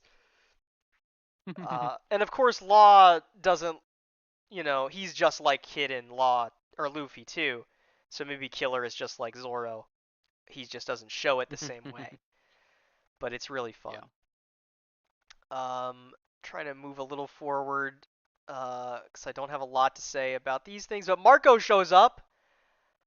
Marco's I here. I don't know what it is about Marco. I just love him.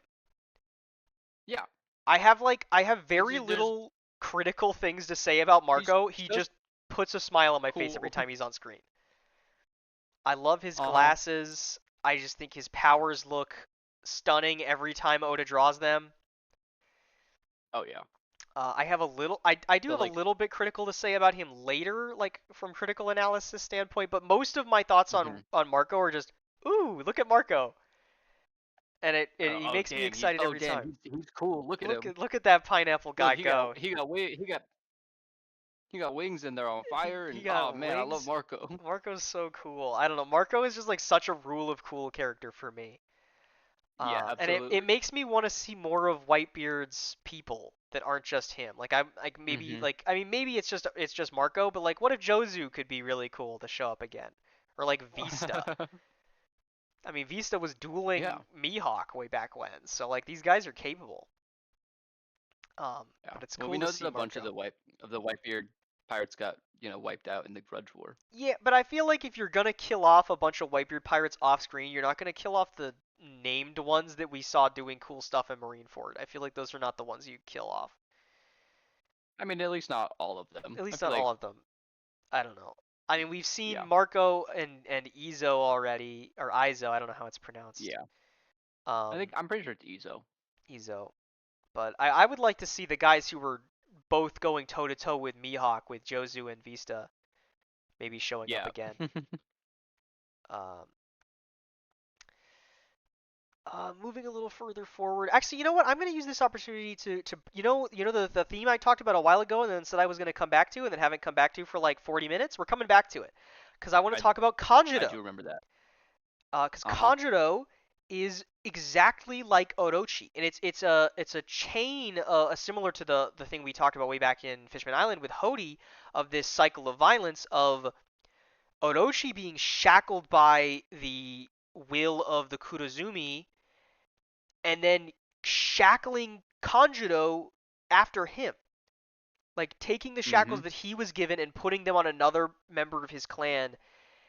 And like there is a I world don't where even without Orochi's influence, Kanjuro only was influenced by Oden and is instead given that yeah. freedom instead of the shackles.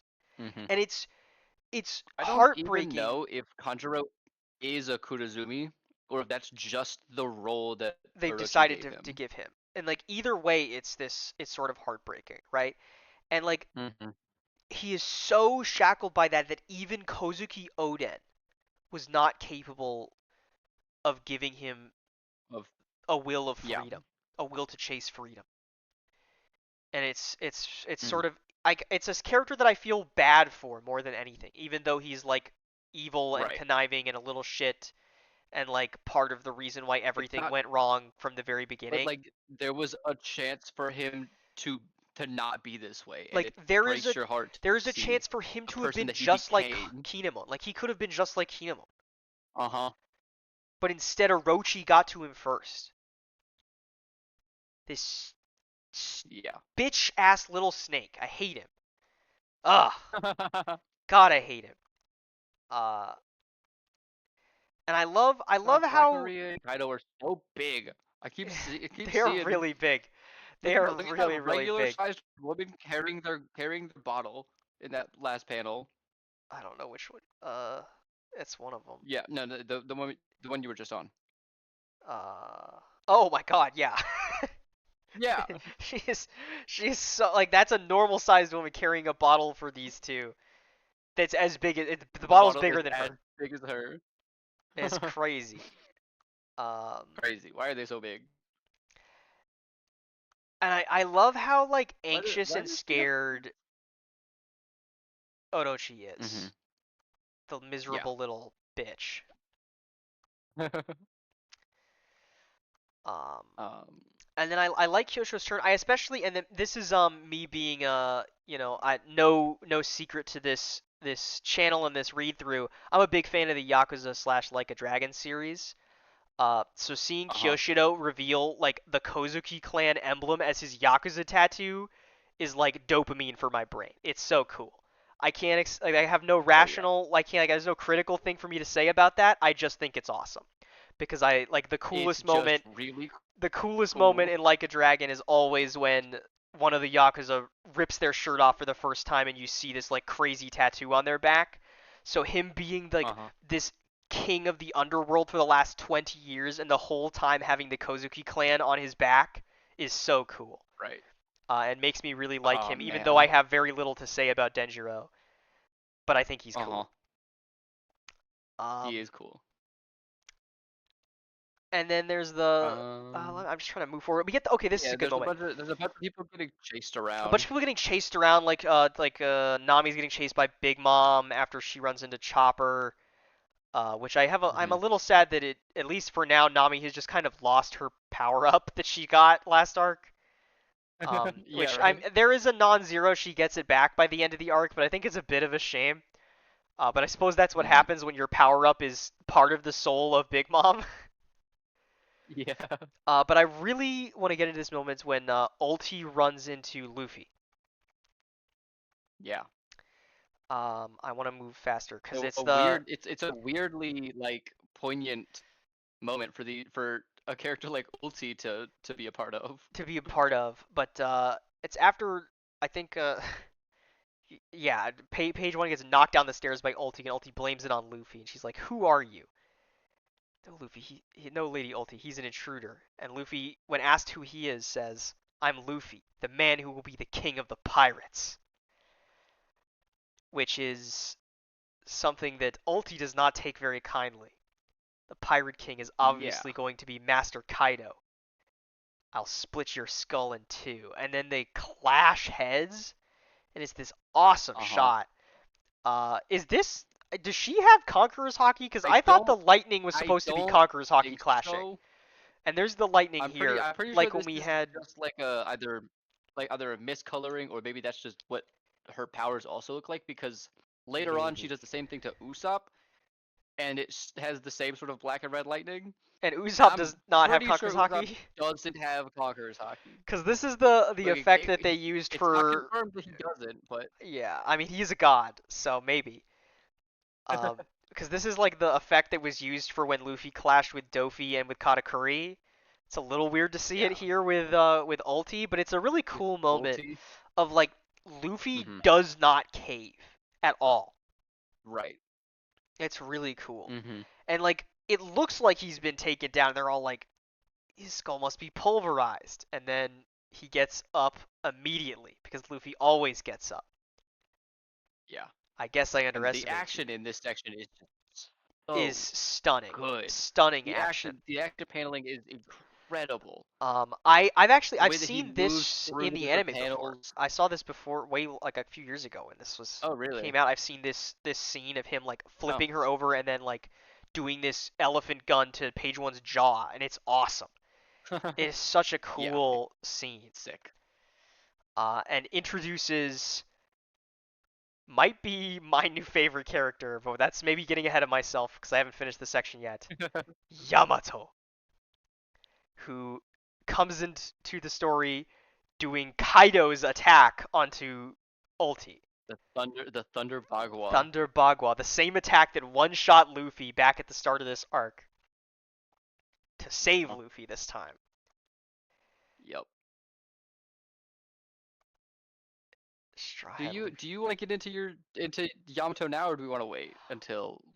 I would like to wait until the end because that's Okay. when Yamato goes from a Yeah. character that I think I'm gonna like to a character that I am in love with. Yeah. Um, cause I He's just so he's just sick. so cool. Also, brief aside, if you have a problem with us calling Yamato he, go somewhere else. That's all I have to say about it. Yeah. Just fucking Like stay out there, of my fucking chat. I'm I sure don't want you watching. I'm sure there is someone out there who you can watch instead that will cater to your opinion. Until Oda gives me a very explicit reason to believe that he is not Kozuki Oden, he is Kozuki Oden. You understand? Yep. All right, that's all I wanted to say on that. But from Yeah. the moment this character is introduced, There's no room in our channel for bigots. yeah, no room in our channel for bigotry. Go to a different 7 subscriber channel if you want to be a bigot. Um, Yeah. I'll come back to this in a minute. I want to get to Yamato first. Yep. He's just so cool. I don't I don't know what else to say about it. Like I there are I don't know, maybe some of you in the audience have experienced this before. I'm going to say this. I said this in the live read. I want to say it here. There are times for me when I am either reading or like watching a show or reading a series or playing a game and a character is introduced and something in my brain just goes, "You are going to like this character and there's nothing you can do about it." And Yeah. the last time that happened for me was when Brooke was introduced. And when Brooke was first introduced, I had that the brain chemical thing happen to me. And I was like, well, there's nothing I can do. I'm going to like the funny skeleton. And you all have seen my opinions on the skeleton thus far and how much I love him. And this I get the same feeling the moment that Yamato took the mask off and has this panel where he says, "You remind me of Ace," my brain did the same click thing immediately. Um, Yep. and the little bits of Yamato we've gotten so far in this section, I adore, and I am beyond excited for what else Oda has in store for me with this character, because I think they are so cool, and Mhm. I think he's awesome. I just love like his whole scene. He's just so, I don't know, he's like got this childish wonder to him Yeah. of like I meeting, mean, and you know, have almost like Luffy or Ace coded. he's very Luffy or Ace coded, and like it this scene in particular when he first meets Luffy here in the attic is sort of recontextualized by that thing that have read since with Ace gushing so much about Luffy, and Yamato is seeing Luffy in the flesh. This is the person that Ace told him about, and just Mhm. like the way that he talks about like Odin's journal, he's like I. And my father and his crew don't know this journal exists. His grand adventures, life, and very important things are written in here. Such as from what I understand, within this journal includes potentially what the D are, what happened in the Void Century, and what the weapons are. Like that, all in that information might actually Yeah. be in this journal, and Yamato just knows all of that, which is crazy to think about. Um, Yeah.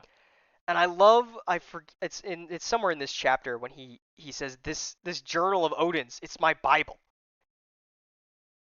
Mhm. It's really great. I love Yamato. I'll come back to my thoughts on Yamato when we get to the Ace flashback a little bit later. Yeah. I also I want to take a brief aside to what I think might be the single funniest part of this whole section, which is when Yeah. the execution is starting for Momo, and we cut to Jinbei and Robin in the crowd, and one of the random Kaido goons goes, "Ain't that right, brother?" And Jinbei says, "Yeah, totally, totally, man, totally." I just like it completely floored me. I don't know what it is that's so funny about Jinbei trying so hard to fit in. He's like, "Yeah, totally. Totally, man." Yeah, man. Totally. Yeah. For sure. For sure, Yeah, man. definitely. Yeah, dude. Yeah, for sure, man. And then meanwhile Robin is like fully blending in and Jinbei is like Yeah. trying so hard and it's so funny. Ugh. I mean, It's so great. Robin's had to learn how to blend in That's true. That's true. because Um of history. I'll come back to the. Also, I love the crew getting to, or not the crew, the Red Scabbards finally getting to see Cat Viper and Izo, especially Kiku's Mhm. reaction, getting to see her brother show up Yeah. is so Really nice. great. Which because we needed a ninth scabbard. Yeah, we Now that needed now that that bitch ass bitch ass Conjuro. Conjuro fucked everything up. Uh, So nice. So good. and then I'll circle back to Kaido introducing new Onigashima when he actually does it here in a second. Yeah. Um, I think it's interesting that we defeat Kanjuro basically off screen. Yeah. Not even doesn't even get the like any sort of fanfare reverence. He gets off screened. Yeah, and I think that comes from him being this truly pitiful character. Like he's Yeah, pitiable. this I mean like he is a character who does not have a identity He doesn't have an or a will of identity, a his own. will, a dream of his own. And the moment he loses that drive to pretend to be one of Kozuki Oden's vassals, he becomes nothing. Yeah, And it's sort of sad when you think about it that way, even though he's like it is. awful and I hate him. Even like this guy, we've spent a good amount of time with Kanjuro, like almost as much as we've spent with Kirimono. Yeah, like more And than we've so to spent with see people like him Cat be Viper and Dogstorm. Like he's been here right, all this time. and to see this character reduced to this like not even henchman of Yeah, Orochi, this like shackled puppet. just like yeah, this puppet of Orochi. It's just sad. Um, and I then back to Luffy and Yamato. I love these two interacting with each other. They're so fun Oh bouncing yeah, off each other. their dynamic is really great. Their dynamic is so great. I love Yamato also really big, by the Yamato way. also big, not quite like Kaido big or Black Maria big, No, but big. but big. Which I love. I don't know. I think I mentioned this maybe last time. I've just like gotten to the point where the characters being tall doesn't even like register to me, which was why Black Maria was such a Yeah, shock to the systems because it was like, oh, this character's tall. yeah, Like this character makes the people who are 10 feet tall look short, yeah, and it's like now it's like yeah, registering in my brain how big some of these characters are. yeah. I think it was during the live read when she was first introduced, that you like mentioned that, and she's like, she is not in frame, and Jack is in frame. Yeah, like Like she's Jack and Kaido are both in frame, and she is not. not. Yeah, it's crazy. And I love that Yamato is giving this whole explanation, the same explanation that he gives to Ace in the backstory about like I'm shackled with these chains. You might have noticed the word choice I've been using this whole time. We'll get back to that. Um, and it's like I can't leave here. I'm trapped here. And even if it's not true, like even if these won't blow up, I'm trapped by the fear. And Luffy's response to this is, "Want me to take him off?" Yup. I love him. I don't know if I've said He this is. before. I love Monkey D. Luffy. Some may call him a liberator. A liberator is a word we could use for him. And then we sort of, I think this is when we get into, yeah, this is when we get into Kaido's big plan is to Mm-hmm. become the new strongest pirates in the world by getting ahead of the Marines and joining forces with the Big Mom pirates and moving Onigashima to the Flower Capital to create New Onigashima, a haven for pirates. And Uh-huh. they're gonna claim the Not One Piece not together. like not like metaphorically moving the cat Onigashima like how the Like Marines did with quite Marineford. literally. No, he's gonna pick it up and move it. He's gonna pick it up with his cloud powers and move it. And Orochi is not happy about this. Yeah. Orochi is like, "What are you talking about? I'm the Seems like Shogun of Orochi Wano."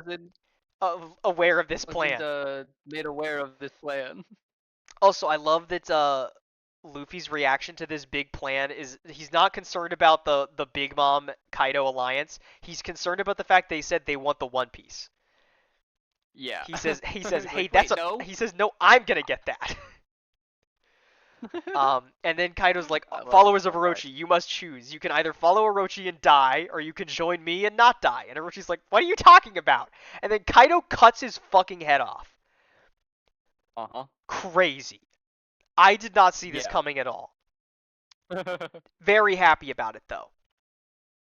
This is a manga for young boys. This is a manga for young boys ages like 10 to 14.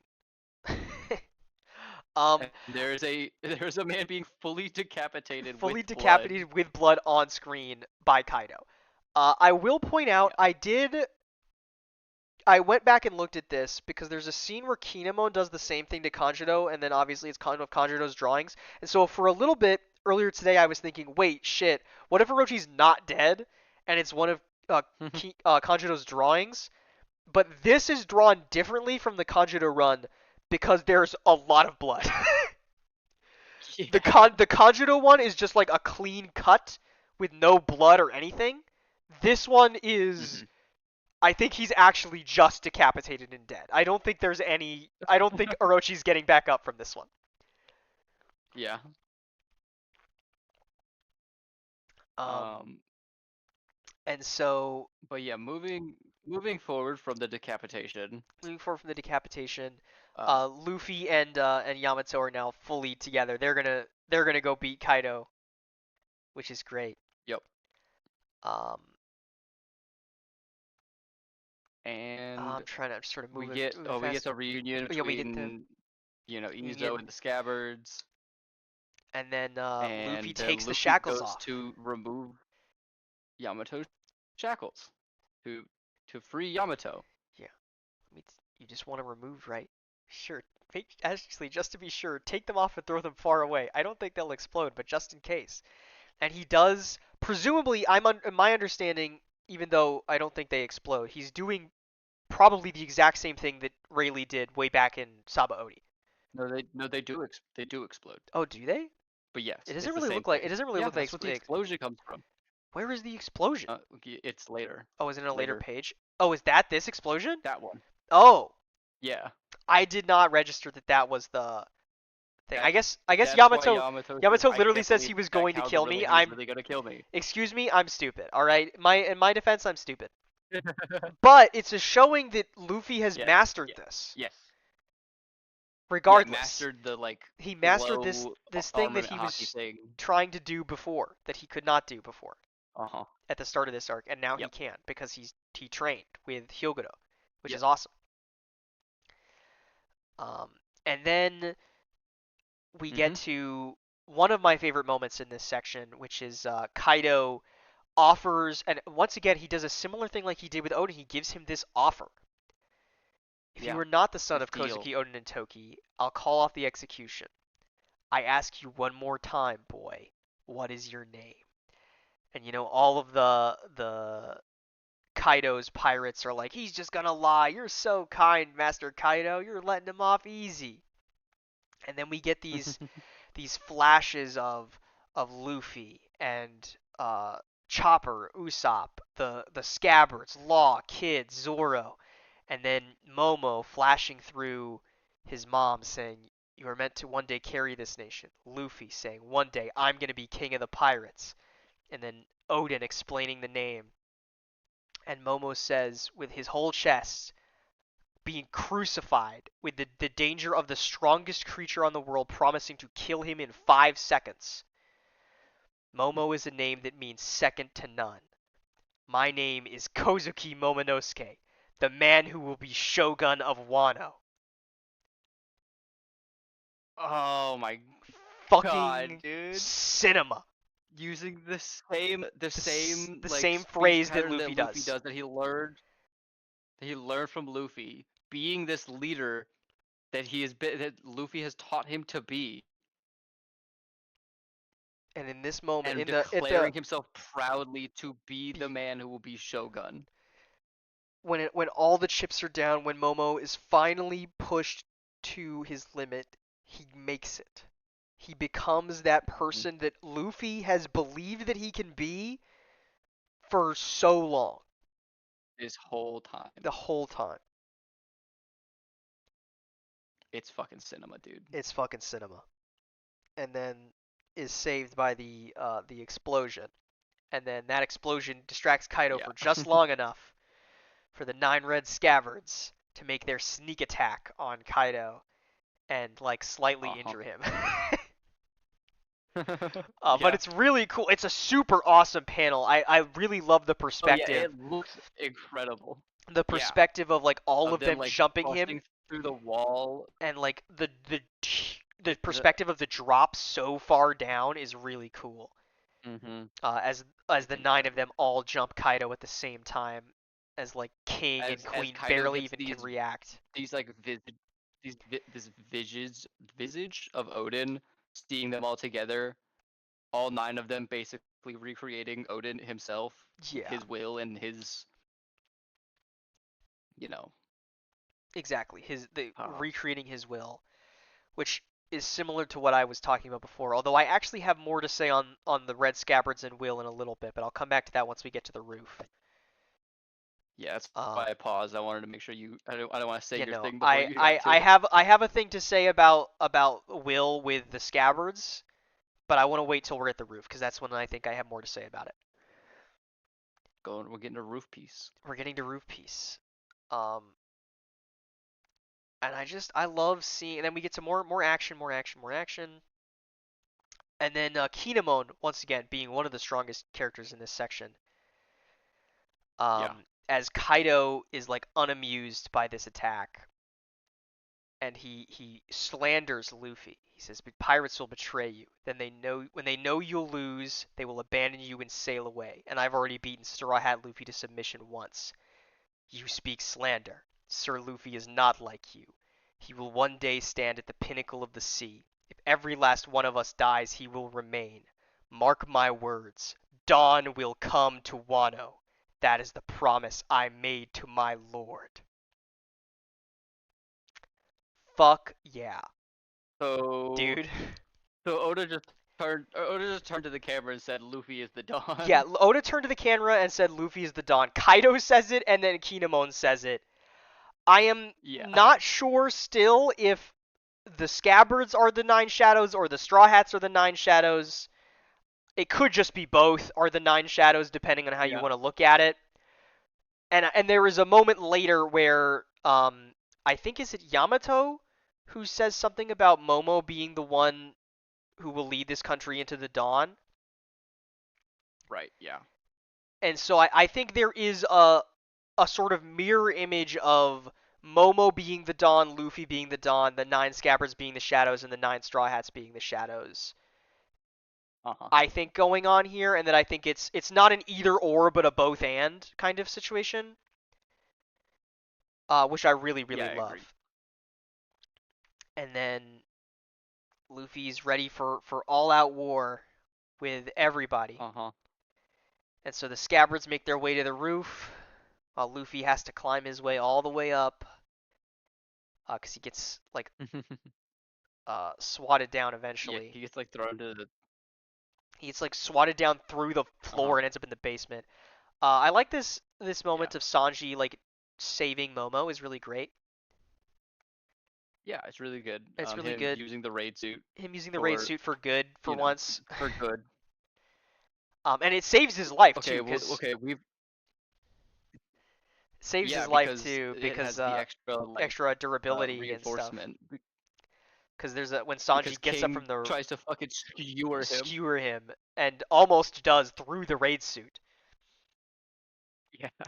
Um, and then Big Mom jumps into action, and like everything that can go wrong is going wrong.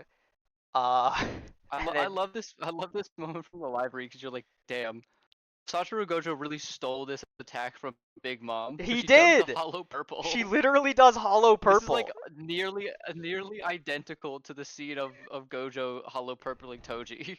Yeah, and she did hollow purple back in Whole Cake too. She like Gojo Yeah. stole her whole flow.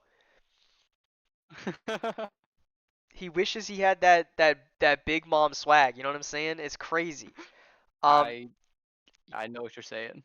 but Big Mom seems like I this. don't know what he's saying, guys. But I love that Big Mom gets to feel like this insurmountable threat again, only for Frankie and Brooke to come in. Brooke slashing Zeus in half again, while Frankie does a Uh-huh. wheelie on Big Mom's face Yeah. with his motorcycle. It's Mhm. awesome. It's Um, incredible. I'm gonna move a little quick here because I the love I crew. love all these reactions of people reacting to Yamato just being this fucking freak weirdo who's like, I I am am Odin. I am Kozuki Oden. Like that's who I am. And everybody's like, "What?" Momonosuke is my son. That's my son. I am Kozuki Oden. Momo, my son, I will protect you. And Momo's like, "What is he talking about?" But Luffy reassures them that he's an ally. So, Yeah. uh, I also Luke. love getting to see everybody's reactions to Frankie being this unbelievable creature. Yeah. And we get some great moments of the crew working together, which I love getting to see the crew work together. Oh yeah, Of absolutely. like Frankie setting up for Jinbei, setting up for Robin. It's really awesome. Mhm. I'm moving forward to this moment, if you don't mind. Yeah. No, I don't mind at all. Um, the Straw Hat crew assembles in one of the most All of beautiful them moments. All together. 10 of them together for the first time since Fishman Island. That they've all been together like this. And Uh even if huh. you don't want to include Jinbei, this is still the first time they've all been together since Fishman Island. Basically, Yeah. Yeah, like they get separated at the beginning of Punk they get Hazard. separated at the beginning of Punk Hazard. I guess they sail as a group to They get Dressrosa. yeah, but They like get in separated at Dressrosa. during the action, Yeah, they kind of bookend some of these with being together, but like during the actual action of the story, Dressrosa they get they are separated. separated from Obviously, in Dressrosa. Whole Cake they're When they separated. get to Zoe, Sanji's not there. Zoe is just a small part of the crew, and then they haven't been all together in Wano almost at any point. And now Right. they split up when we did the raid to Onigashima. They each went in three of the different directions. Uh huh. And then in the middle, in the center of this all-out war against the Big Mom pirates, or I guess Big Mom and the Kaido pirates, because the Big Mom pirates aren't here yet. The Straw Hat crew Yeah. assembles, and it's beautiful to They see look a lot of them together. so thick. All It's stance the all fuck up. stance the fuck up. Straw Hat Luffy, Pirate Hunter Zoro, Cat Burglar Nami, God Usopp, Blackleg Sanji, Cotton Candy Lover Chopper, Devil Child Nico Robin, Cyborg Frankie, Soul King Brook, and the Knight of the Sea, Jinbei. All 10. Maybe the most important 10 people on this whole battlefield. Yeah. And it's just I don't know, I can't put into words, but seeing the 10 of these people together means something to me. I don't know how to say it other It than that. means something, man. It means something to me that I can't put into words. Uh huh. And it has been, I mean, when did I read Fishman Island? How long ago was that now? Oh At god, least, let's like see, three. This is Wano Part a 3, few. 2 parts of Whole Cake, 3 parts of Dressrosa, Punk Hazard, approximately like 9 or 10 weeks since we read Fishman Island. Yeah, It has been like almost crazy. 3 months since I've seen the Uh huh. whole crew together. And it is such a triumphant moment seeing this group of characters that has been like, not to get ahead of something I want to get into later, but like has been this like force in my life over these past few months going through this series. And I don't know, Uh maybe huh. it's dumb and childish, but I think that fiction means something and has impacts on people's lives. Like these characters mean something to me. This story has been something that has gotten me through the last couple months. Mhm. And seeing them all together really makes me feel something. I wish I had more words I could put into it, I don't think that there are words to fully encapsulate how this story makes people feel. but I love Because them. I mean, it's I obviously it's love so these 10. personal to each and every one of us. I really love It's these 10.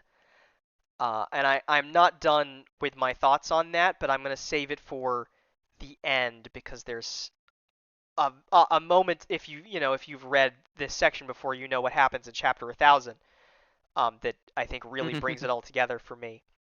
But I am yeah. going to use this moment to briefly. Last time I talked about my issues with how the crew has been utilized as of late, and I Mhm. still hold that opinion, but I want to recontextualize my thoughts after this section and maybe think about it in a little bit more positive of a light.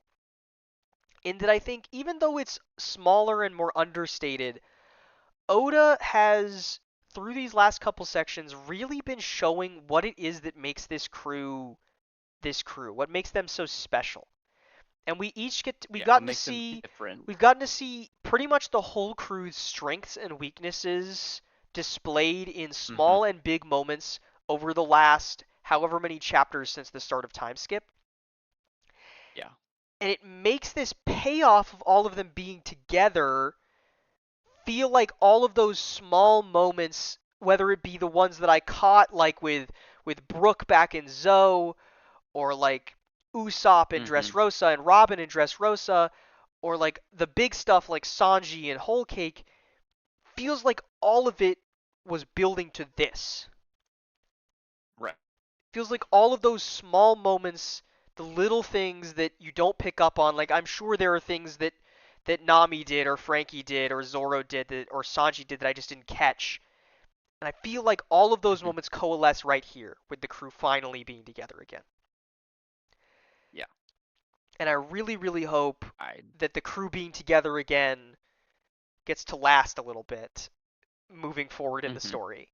And that for our next Yeah. few arcs, we're not separating the whole crew over and over again, even though it is difficult to write the 10 of them into a story all at the same time, I imagine. I can't even Yeah. begin to fathom how difficult that is. Um, but I really love seeing them all together, Yeah. is the long and short of it. It's perfect. Moving a little Um, further but we forward, get more fighting. more fighting. Obviously Drake. Kaido is fighting the scabbards on the roof with Kaido's the fighting the full Scabbards on the moon. roof with the full moon, which is awesome looking. Um, and then Drake gets found out, not for being a Marine, but for being a traitor regardless. And Uh-huh. so he turns coat to join the Straw Hats. We get another one of my favorite moments, which is a really small moment, but if you've been watching all of these, you'll know that any moment Kobe gets mentioned, I'm going to go off about it. So here we are again for more Kobe Nakama propaganda. Uh, Yep. in this way that, like, Drake has nowhere to go in this moment. Like, he has been found out he's doomed. And the thing that he thinks of in this moment is Kobe saying, "Trust me, Luffy's amazing." And then Mm-hmm. when he's a friend, he's so close to you, but when he's an enemy, he's completely out of reach. That's the kind of person he is. Luffy has this power that pulls people in towards him. Kobe fucking gets it, man. He gets what this whole Yeah. shit's about. And I love that. Um and It's I don't know. I love, to me, this is how a member of the crew would talk about Luffy to someone else. You know? exactly. And This is how Ace talked that's about how Ace Luffy talks to about Luffy. Yamato. This is how the people who are closest and that Luffy means the most to them talk about Luffy, and it's beautiful Right. seeing it from someone like Kobe. And you know, with the thing I was talking about with the shackles, you can go all the way back to the fucking Romance Dawn, Yeah, and you see Kobe literally. getting freed from the shackles of Alvida by Monkey D. fucking Luffy. And all of that comes Uh-huh. back here, almost 1,000 chapters later, in this moment that pushes Drake in the right direction. Yeah. It's fucking beautiful, man. Like I don't have more words to say than it's just beautiful. It's just, I don't know. It means something to me, and I really Yeah. hope that Kobe gets to join the crew. Is my thoughts on that? Because I really love Kobe. At Yeah. the bare minimum, I really hope we get like a God Valley esque Like moment a God where Valley too. he is the Garp to this crew's Roger Mhm. for that moment, even if he doesn't get to fully join the crew. Yeah. Would be my hope. Yeah. Because I really just love Kobe, and I want more of him because every time he shows up, I'm happy about it. Yeah. More fighting, more fighting. We do get the Sulong forms of Cat Viper and Dogstorm, which are awesome. Looks so They sick. look completely Like killer. All the Sulong forms for all the minks look so fucking cool. yeah, I love the way that they're like very different than like what we see from like Carrot and Wanda, where like their theirs are more like elegant and like fierce, I guess is the word that I want to use, and Dogstorm and Cat Vipers look straight up monstrous. Yeah. And then Like moving even ahead, though they are using the same like transformation and power, they have different like vibes and applications of it. yeah.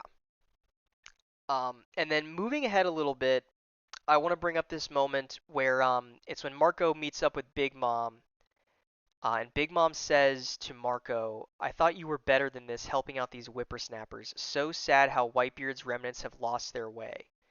And Marco responds, "You sure you're not mistaking the meaning of the word remnants, Big Mom? Do you think that Pop's voice is still binding us to his will? Everyone who's left is free." This was the moment that made 1,000 chapters worth of this story click. Was Marco saying Yeah. this, and it was this moment right here with Marco, and then there's a moment a little bit later when he's about to throw Zoro up and he flashes back to Ace. It was that moment combined with this moment that made me realize this whole idea of the shackling will versus freeing will, and how you would expect something like the revenge and wanting to get revenge for Whitebeard's death to be this shackling feeling for the crew of Whitebeard, and instead they have all done what Whitebeard would have wanted them to do and used his will to be Mhm. free and not to be Yep. bound. And it's awesome. And I was going to say Indeed. this for the roof, but I'm going to use it now because I think it's poignant with Marco in that way that Marco says, "Do you Uh-huh. think that Pops' voice is still binding us to his will? Everyone who's left is free." And how, interestingly, the scabbards are the opposite. Yeah. In that, despite the Yeah, you're fact that the right. scabbards are our allies and they are heroes in this section and they have done all these great things, maybe more than They anyone are in not this section, they free. are shackled to Kozuki Oden's will. They are Mhm. not free the way he would want them to be. Yeah. They are all willing to die rather than be free because they Mhm. want to achieve his will so badly. And that is why Mm. Monkey D. Luffy is so important to this story in Wano. Because Yeah. Monkey D. Luffy is the only person who is capable of taking that chain that Kozuki Oden's will has become and turning it into freedom for the scabbards is what I think is Mhm. going to happen. And that's why what happens at the end when he gets Law to room them away. And Yeah. I just it's so good. How does Oda do this? It's so How does he do this? I don't good. understand how he does it. It blows my mind. Um Also, the fighting, I don't have a lot to say about it, but the fight between the scabbards and Kaido is stunning visually. Yeah, it's Uh, just gorgeous and it's just beautiful gorgeous. and I don't hype have as a fuck. It's hype as fuck. I don't have a lot to say about it other than that it's beautiful and stunning. Mhm. I like that Kaido I is love that. There you go. I love that Kaido is like confused. He's like, how can they cut me? And he slowly comes to Yeah. realize that like Kozuki Oden's will is manifesting in Ryo through them. So like it is the Mhm. shackles that are giving them the strength to fight Kaido, but it's also the thing stopping them from beating Kaido. Is this Yeah. interesting dichotomy going on? I was just gonna say I love that Izo is just like using pistols. Yeah, he's just dual wielding pistols, which is Like really funny. this samurai from Wano has like went off to the rest of the world. Is like fuck swords. I'm gonna just shoot people. I'm just gonna shoot him. Why would I Yeah. bother with a sword? And the moment Guns of are like swords, but from far away. exactly. And the moment of part of the scabbards all doing Odin two sword style together, and Yeah. then All the swordsmen. doing the same attack onto Kaido, four of them together, and it's not even enough to reopen the wound is heartbreaking. It's yeah. I mean like it's hype as fuck, but also It's hype as fuck, but heartbreaking. also heartbreaking. Um, Moving a little forward through some more action. Um, we Um. get to some more stuff. We get to this fucking Hamlet guy. I just want to mention that he Oh yeah. exists. It's maybe Yeah. maybe the The worst smile fruit of them all.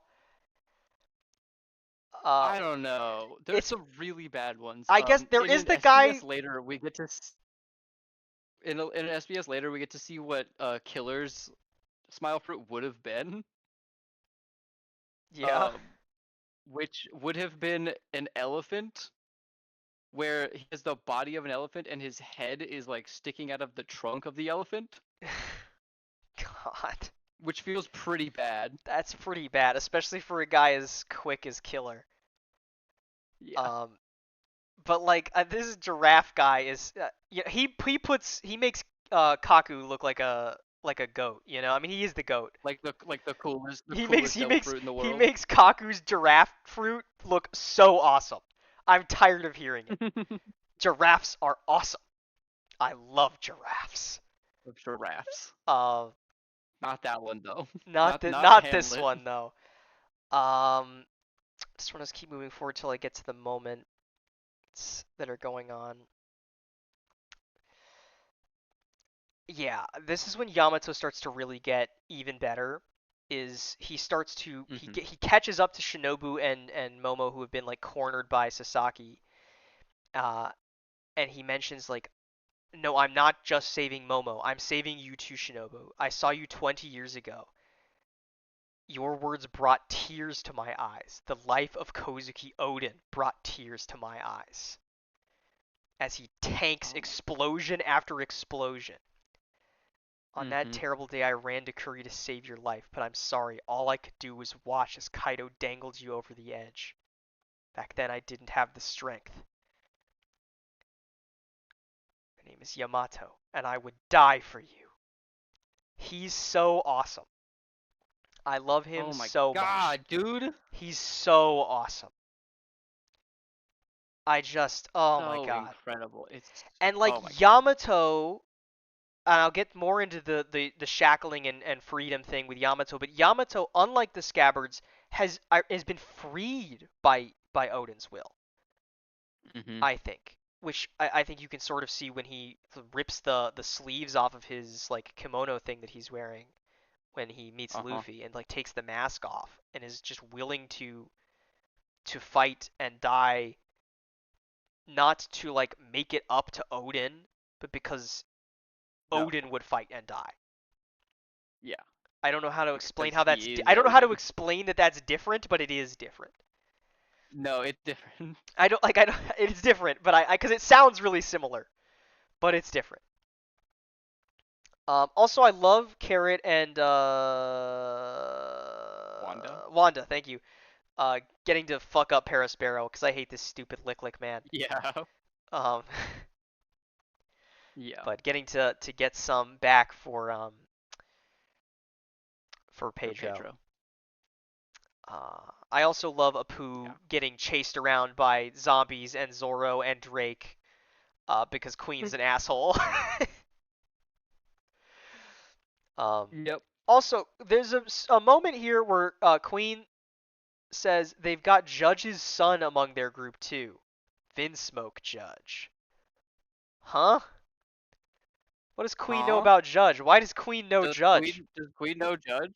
Queen knows Judge at least to the point that he's referring to him as just a Judge. Yeah. So, what kind of connection is there? Do the Vinsmokes have some of Queen's weaponry? If so, that's terrible news. Yeah. Um, and then we get to a series of my favorite moments from the Straw Hats. That starts with Chopper getting the virus that Uh-huh. Queen lays out. The Frost Oni Um, whatever but I guess the virus. Usopp Nami thing happens first, so I'm going to start with them because I want to take this moment specifically to talk about how much the weakling trio have grown from where they used to be. Yeah. Because I feel like, Uh-huh. I mean, Chopper and Usopp have gotten moments throughout this section, and Nami Hmm. has too, like throughout the past couple sections. But it's still, you can still see them being the weaklings. But it's here that Uh-huh. I think you get a moment where you really see how much the three of them have become something more than what they Yeah. were. In like Son or like Usopp is using his sniping things to take on Ulti, and of course it doesn't work, but he doesn't run But away. doing it. He He's still not tries. running away. He tries and he keeps trying even until he gets taken out. His skull cracked. I don't know how Usopp's getting better from that one. Hmm. Um, and then one of my favorite moments, I'm sure one of everybody's favorite Did you moments. did you go watch this one like you said you were going to? I have not yet, no. Ah, Where all right. Ulti picks This up is this one is incredible in the anime. Ulti picks up Nami, uh, and says, "Swear will say my captain will never be king of the pirates." And half dead, tears flowing down her face. Okay, I'll say it. Luffy will never. And then Usopp, who I believe, maybe I'm just too much of a believer in Usopp. I believe that if Usopp was in the same situation, he would do the same thing that Nami does. He says, "That's it, Nami. Just lie to Hmm. her. The wrong word will be the end of your life after we made it all this way." She says he'll never stop until he's king of the pirates. Fuck, Yep. dude. Fuck. And Nami it, finally got her time to say it. she finally got her moment. And to me, what the first thing I thought of, and I don't know if I said this in the live read or not, but the first thing I thought of seeing this scene, I flashed back to Skypiea.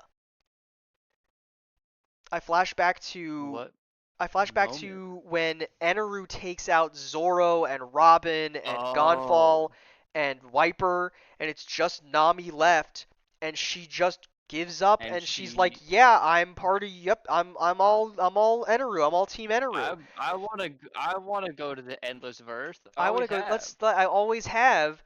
And then Luffy comes later and he's like, "Don't embarrass yourself. You're the navigator of the future king of the pirates."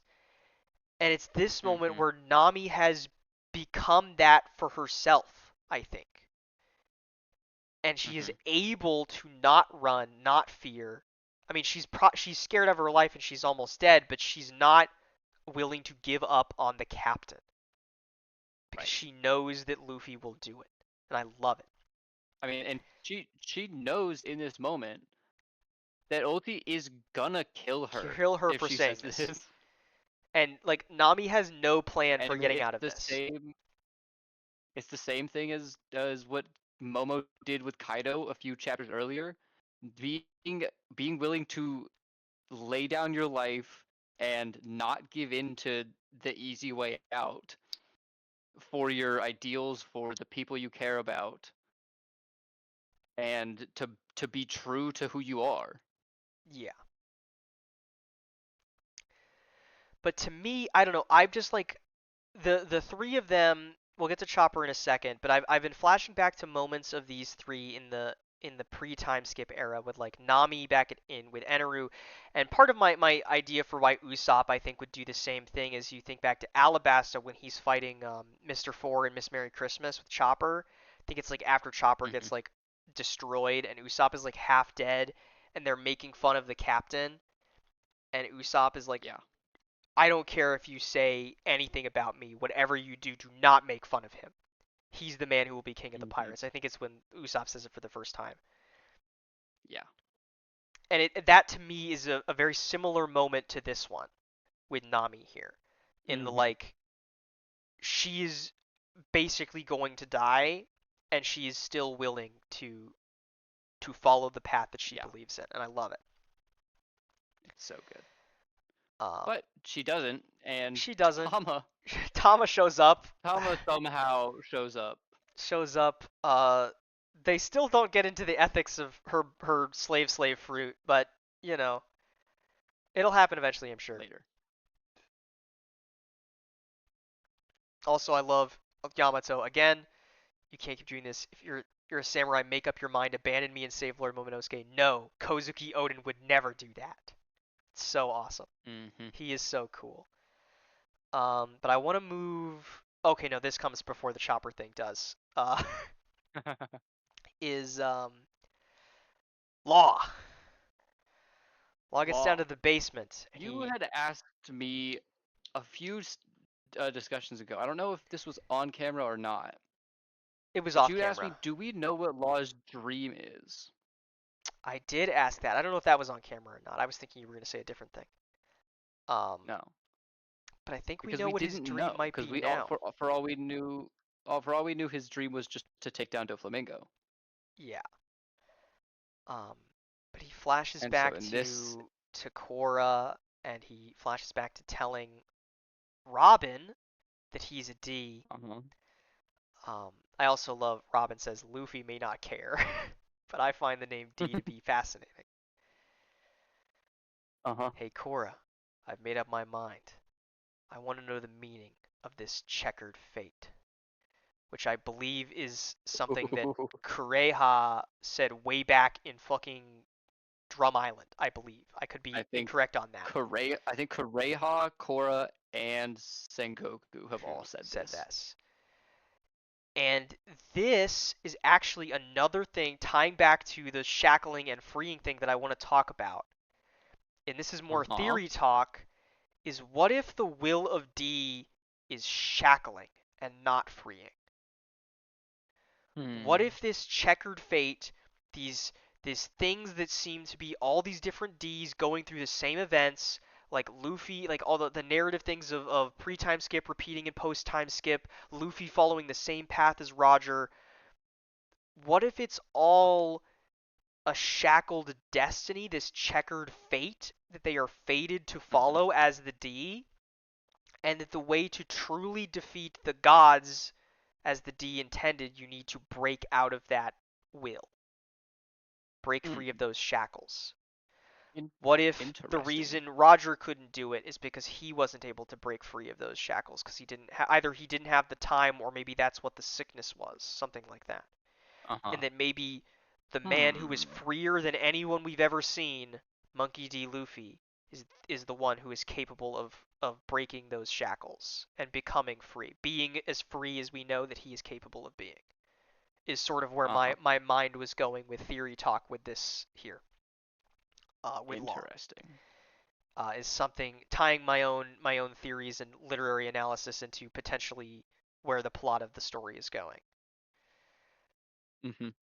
Just because I don't know, you don't throw Hmm. around the word fate if it doesn't mean anything. The Yeah. fate of the D, the checkered fate. I don't know. It's very interesting as my It's thoughts. very interesting.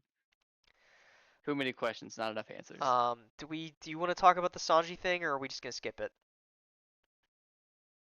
I don't think we get into all of the Sanji stuff in this section, To so I really will talk save it for about it? next time. Okay. I don't want to talk about it either, so I we can mean, skip like past I it. talked earlier about how I think it's cool that Sanji like has a like like specialty in observation hockey for detecting women in trouble, even if it's not, even if in this situation it's not like, Even if it's a everybody trap. else, even if like Nami is willing to die to uphold the dream, and Sanji just like leaves because he heard a woman in trouble. Um, Well, he's not. He knows that Zoro is here. He's not like I guess he knows the Jinbei's in there, in but like he's like not. He knows that the rest of his guys can take care of shit, maybe I don't know. It and so still feels a. he I can still go am not. you know abide by his principles. I don't know. When the weakling trio are locking in, it feels a little weird that Sanji's not locked in. But maybe that's just me being biased against Sanji. I don't know. Yeah, you are. I am. Uh, and then Zoro notices the Kiku's arm fall and just one shots Apu. Yeah. Which begs the question, why didn't you do this before, Zoro? But I suppose he needed a reason Well, to he lock had to in. lock in. Hockey is, I This is the most assume, locked in in we've seen Zoro. yeah, in a while. The I mean, most locked in hockey we've seen like Zoro's directly translates relates to to will, to so will and like drive. So I imagine it just like genuinely made him stronger because he was upset or yeah. angry. And then we get to my boy Tony Chopper, Tiny Timmy Tony, Denny Chopper. Anthony Helicopter, my favorite, one of my You favorites, know that nasty little rat. the nasty little rat that hangs out with them and dresses like Jamiroquai. Uh, he I hope someone watching I this knows really what we're hope. I talking really about. hope. If you don't know what we're talking about, please look up the nasty little rat that hangs out with them and dresses like Jamiroquai. It's really funny. Um, but And then also look up the subsequent apology video. The subsequent apology video. But to get to Chopper, I adore Chopper. I love this moment for Chopper. Um, and I love Chopper and Zoro's relationship that we get this little tiny bit of here. Of before Chopper reveals anything, Zoro hands him the antibodies, and he's like, "You can handle this floor now, right? You'll live, right?" Of course. I already figured out how this virus works. I knew you would. Oh. And then Chopper, my little guy, my favorite little man, has this moment where he basically commands the attention of this entire floor of people. He has, Mhm. by getting infected himself, figured out how this virus works and now knows how to Yep. stop it.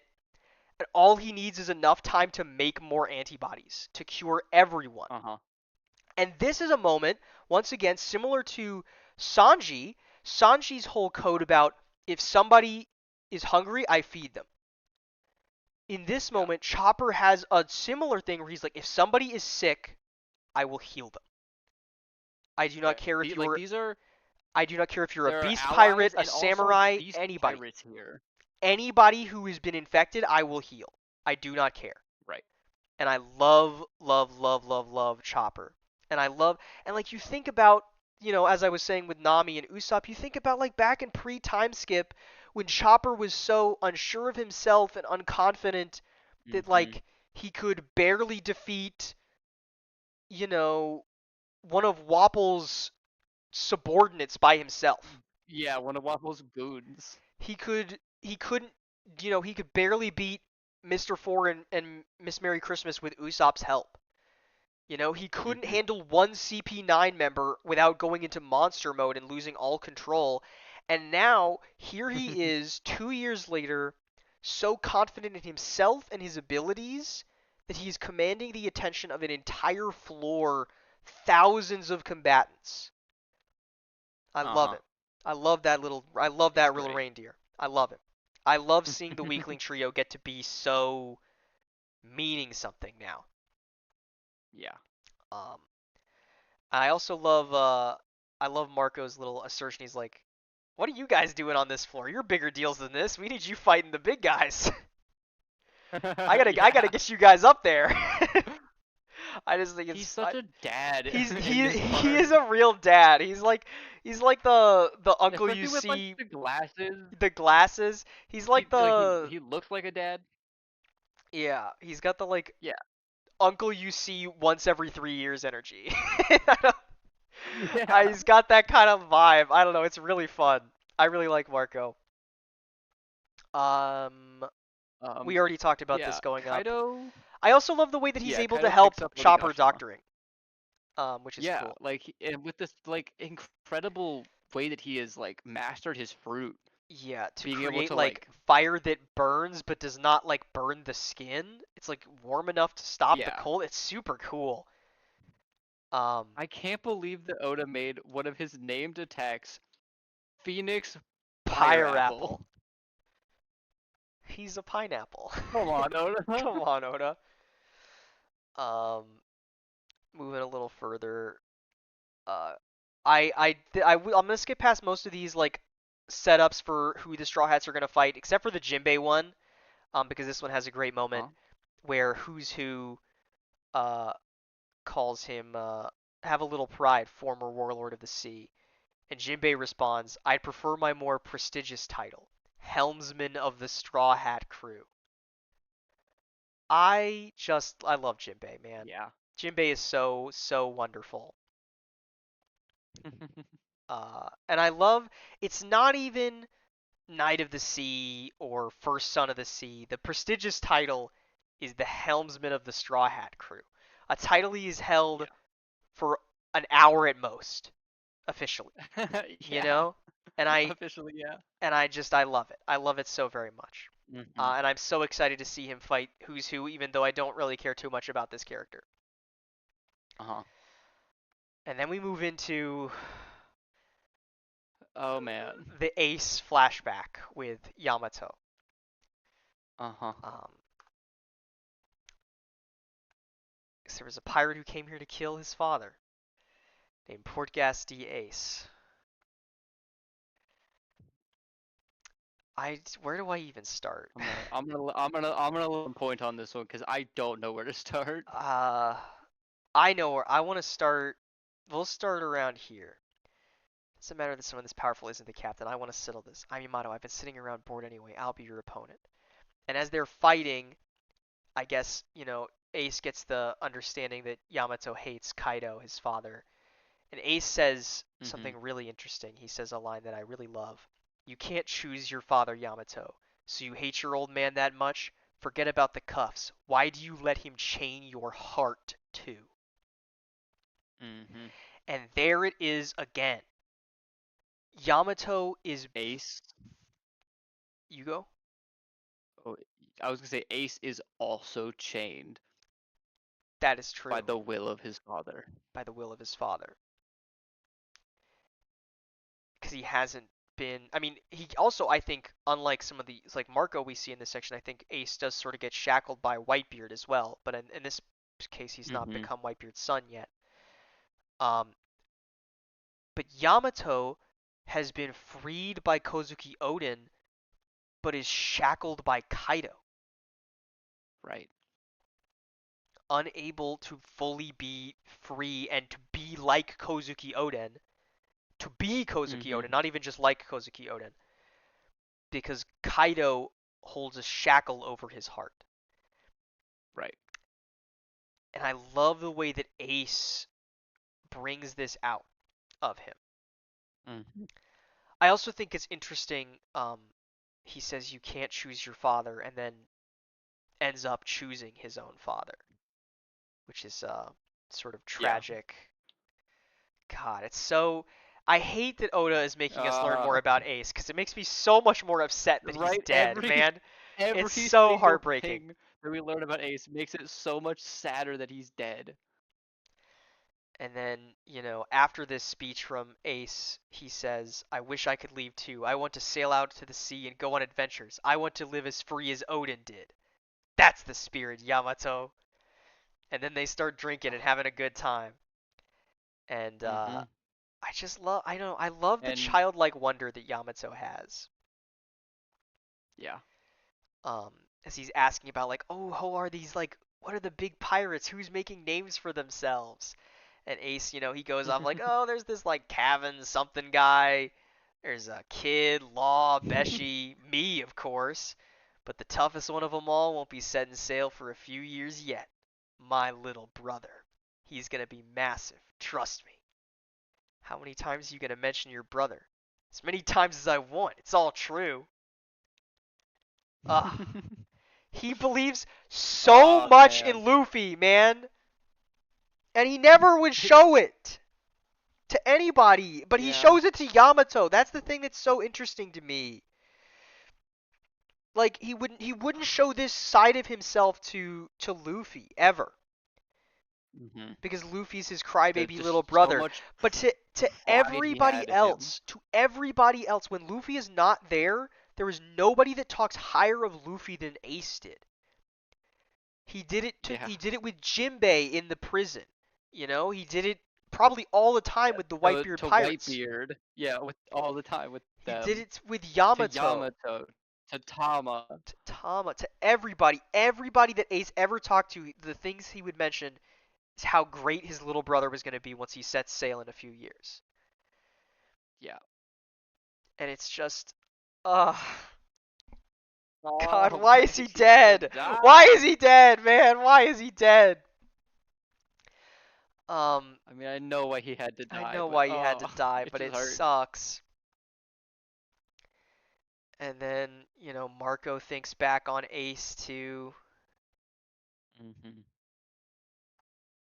It's just, I want to move a little Yeah. further. Tama also learning that Luffy was Ace's brother because he didn't tell her because he didn't Mhm. want to bother her. Yeah. Because Luffy doesn't ever want to weigh people down with his backstory because he doesn't care about other people's Right. backstories. So why would they care about his? Like Right. it doesn't change who Luffy is. I mean, for people who aren't like Luffy, it changes who Luffy is. But to Luffy, Luffy is so Luffy that it doesn't matter. That's what's so awesome about Luffy. Right. God, I love And him. then Yamato says to, I'm just gonna read a lot of this section in this chapter and the next Yeah, chapter, but fair like enough. Yamato says, "You're the ones who brought Luffy here to Wano out here, aren't you? Out of all the pirates as numerous as stars in the sky, you happened to meet him and brought him to this country. I can consider this only an act of fate. After all, Luffy's name has the letter D in the middle. And coming from a guy who might know the secret of what that shit means from Oden's book, Yeah, who's looking at the journal who journal, that might have the secret of what that means? is a What does this guy know? pretty crazy thing. D certainly is a Tell fated me. name. I know Luffy doesn't want to know, but Yamato, tell me. Yamato, just like I want to know. just whisper to the camera, Yamato. You don't have to tell Whisper to Momo. the Momo doesn't need camera. to know. Um, Ah, and then we get into chapter 1000, which is just so great. uh-huh. Um, you were born. I just and the way that he talks to Momo, he's so amazing. Like even Momo seems amazing to him because he's just not been allowed to experience Uh-huh. anything. It's so wonderful.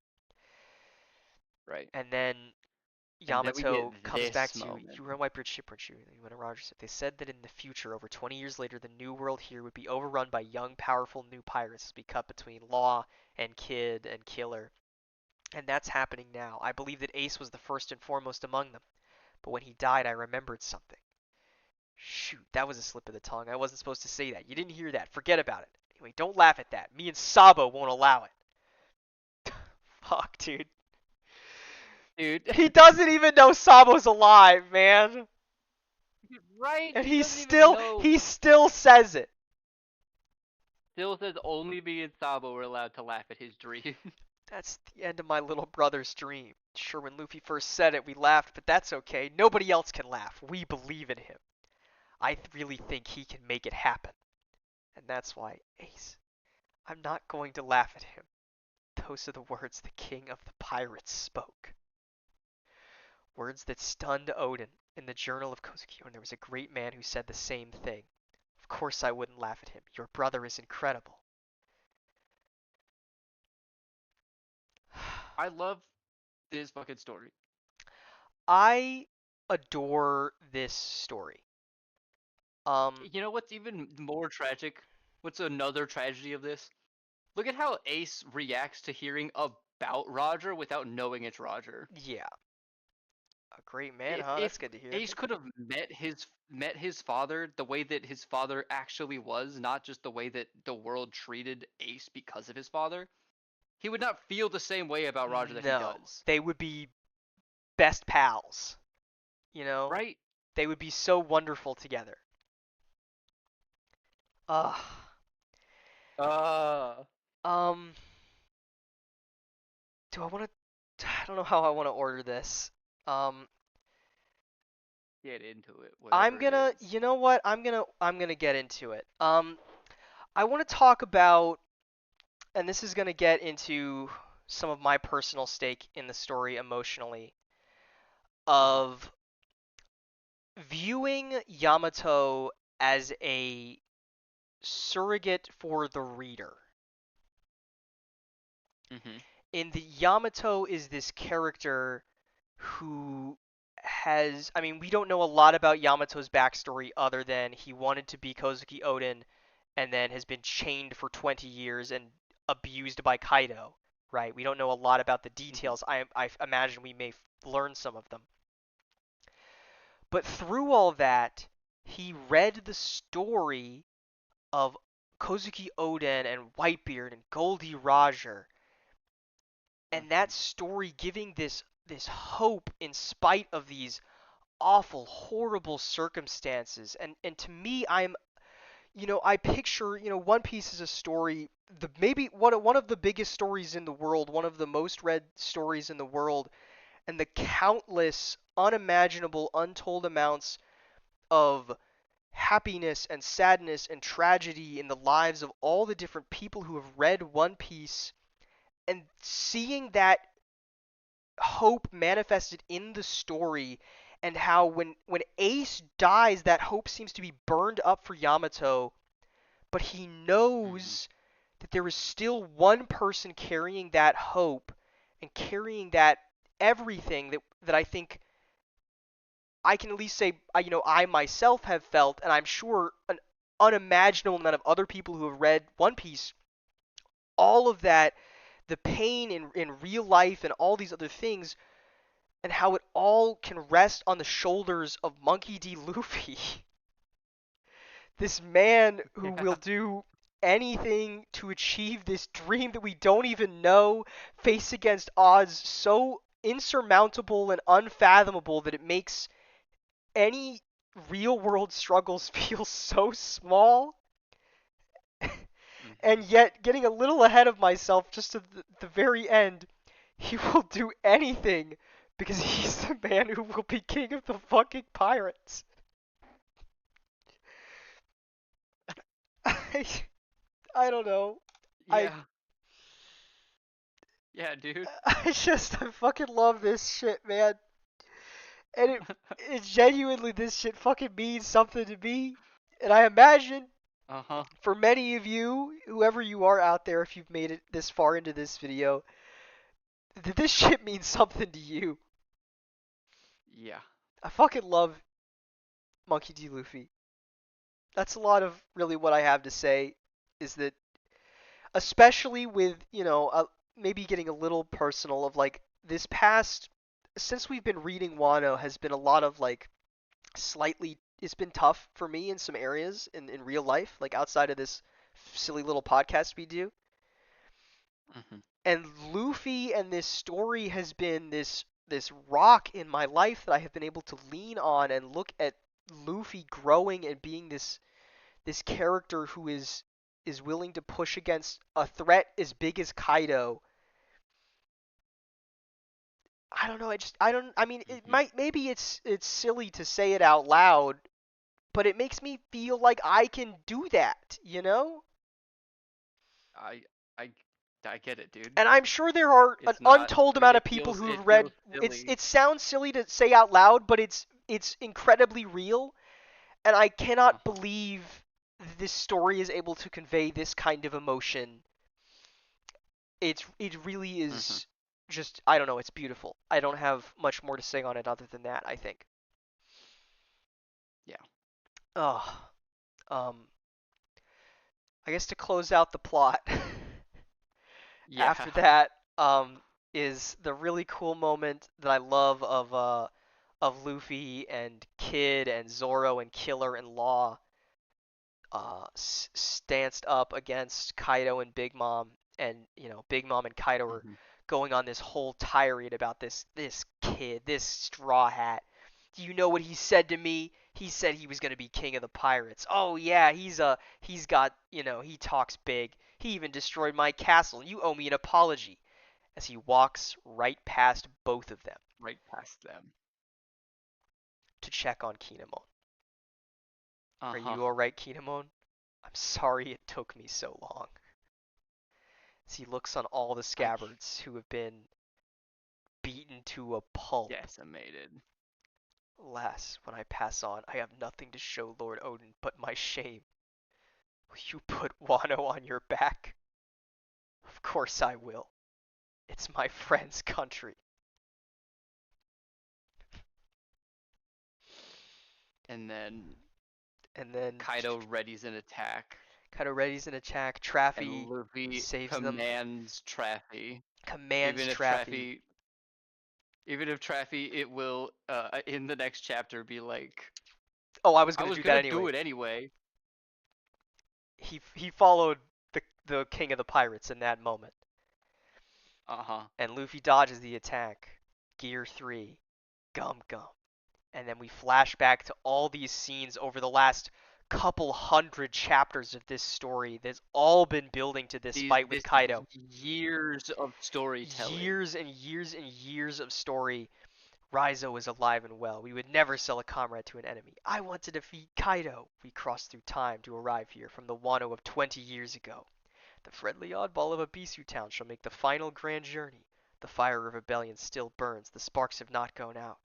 Lord Odin, beloved by all, was taken to the flower capital as a criminal, tried and executed. Red Rock. So, so do you I think that Red Rock is more More iconic than iconic Super than the Saiyan? Kamehameha. The Kamehameha? That's the one. Yeah, more iconic than the Kamehameha. This is the one from the iconic tweet. Um, Yes. no, but I can tell you it means something to me more than the fucking Kamehameha It means a does. whole fucking lot more. And we conclude this section with the line I already Yeah. read, but I'm gonna read it again. I am Monkey D. Luffy, and I'm the man who will surpass you to be king of the pirates. To be continued. To be continued. Truly, Oh my this god, dude. What story, even is there to say about this shit? I don't know. What more could I we I possibly already say? said what I had to say, to be entirely honest. Like the things that I said with the Yamato backstory blending into this scene, there's nothing more that I could possibly say about it. Yeah. And looking at my list, I really don't have more to say on this section unless there's things No, I you want to think ask me about with this section. I don't I mean, I don't think that there's with it as much as we're gonna as much as we've already talked about, I think we have covered extensively what this section of story means to us personally and what it means for the narrative, Yeah, how it ties into everything else, excuse me, before this, and then to end it with the manifestation of Ace's will in Luffy with his red rock, his leveled up version of the Red Hawk using the Gear 3 punch the sort of to fire send Kaido fist. to the fucking Kaido ground. to the goddamn floor. It's just immaculate. It's immaculate. There is no more words I could use to describe that makes this more interesting than looking at it on the page. And if Yeah. you haven't looked at it on the page in a while, I implore you to go read chapter 1000. I Uh-huh. really do. Um, Also, I guess we didn't talk about the unbelievable direction and like animation of this episode in yes, the anime. I watched this episode in the anime. Genuinely astounding. The direction It and the is animation quality and the use of color and music, ridiculous. like with Yeah, the I We hate Are that I forget her instrumental. name. Actually, Yeah, I'm not gonna forget her name. I'm look it gonna up pull up her look it name. up while I gush. The use of color, Luffy, when the sky during the whole section of him walking up and talking to Kinemon is blood red, and the moment that Hmm. Luffy hits Kaido with the red rock, the natural color completely returns to the scene. It is no longer Yep. drenched in this despairing red and is instead lush with the natural colors of Wano as Kaido gets crushed into the floor. Uh-huh. And the use Her of name is music, Megami Ishitani. oh my god, my goat, truly my goat. Yeah. And the way that like they use music with the We Are instrumental as Luffy Hmm. revs up the Red Hawk, and maybe even more so the moment that actually really broke me when I was watching this last night is during the moment when Yamato's saying that he won't laugh at Luffy's dream, and it shows this blending of Kid Uh-huh. Sabo and Kid Ace laughing at Luffy, intercut with Whitebeard and Oden laughing at Roger, and then all four of them laughing at Luffy and Roger at the same time together, while Yamato is blended in the middle of both Ace's past and Odin's past in the center, watching both Yeah. of them I mean, laugh it's at this dream and like Luffy and Roger laughing with them is just hmm unbelievable. it yeah. What can you say other than it's absolute cinema? The only thing I It's don't like about that just episode is that I wish that was episode 1000 and also had that intro on that episode, because it would truly be yeah, a right. transcendent experience if it did. Yeah, absolutely.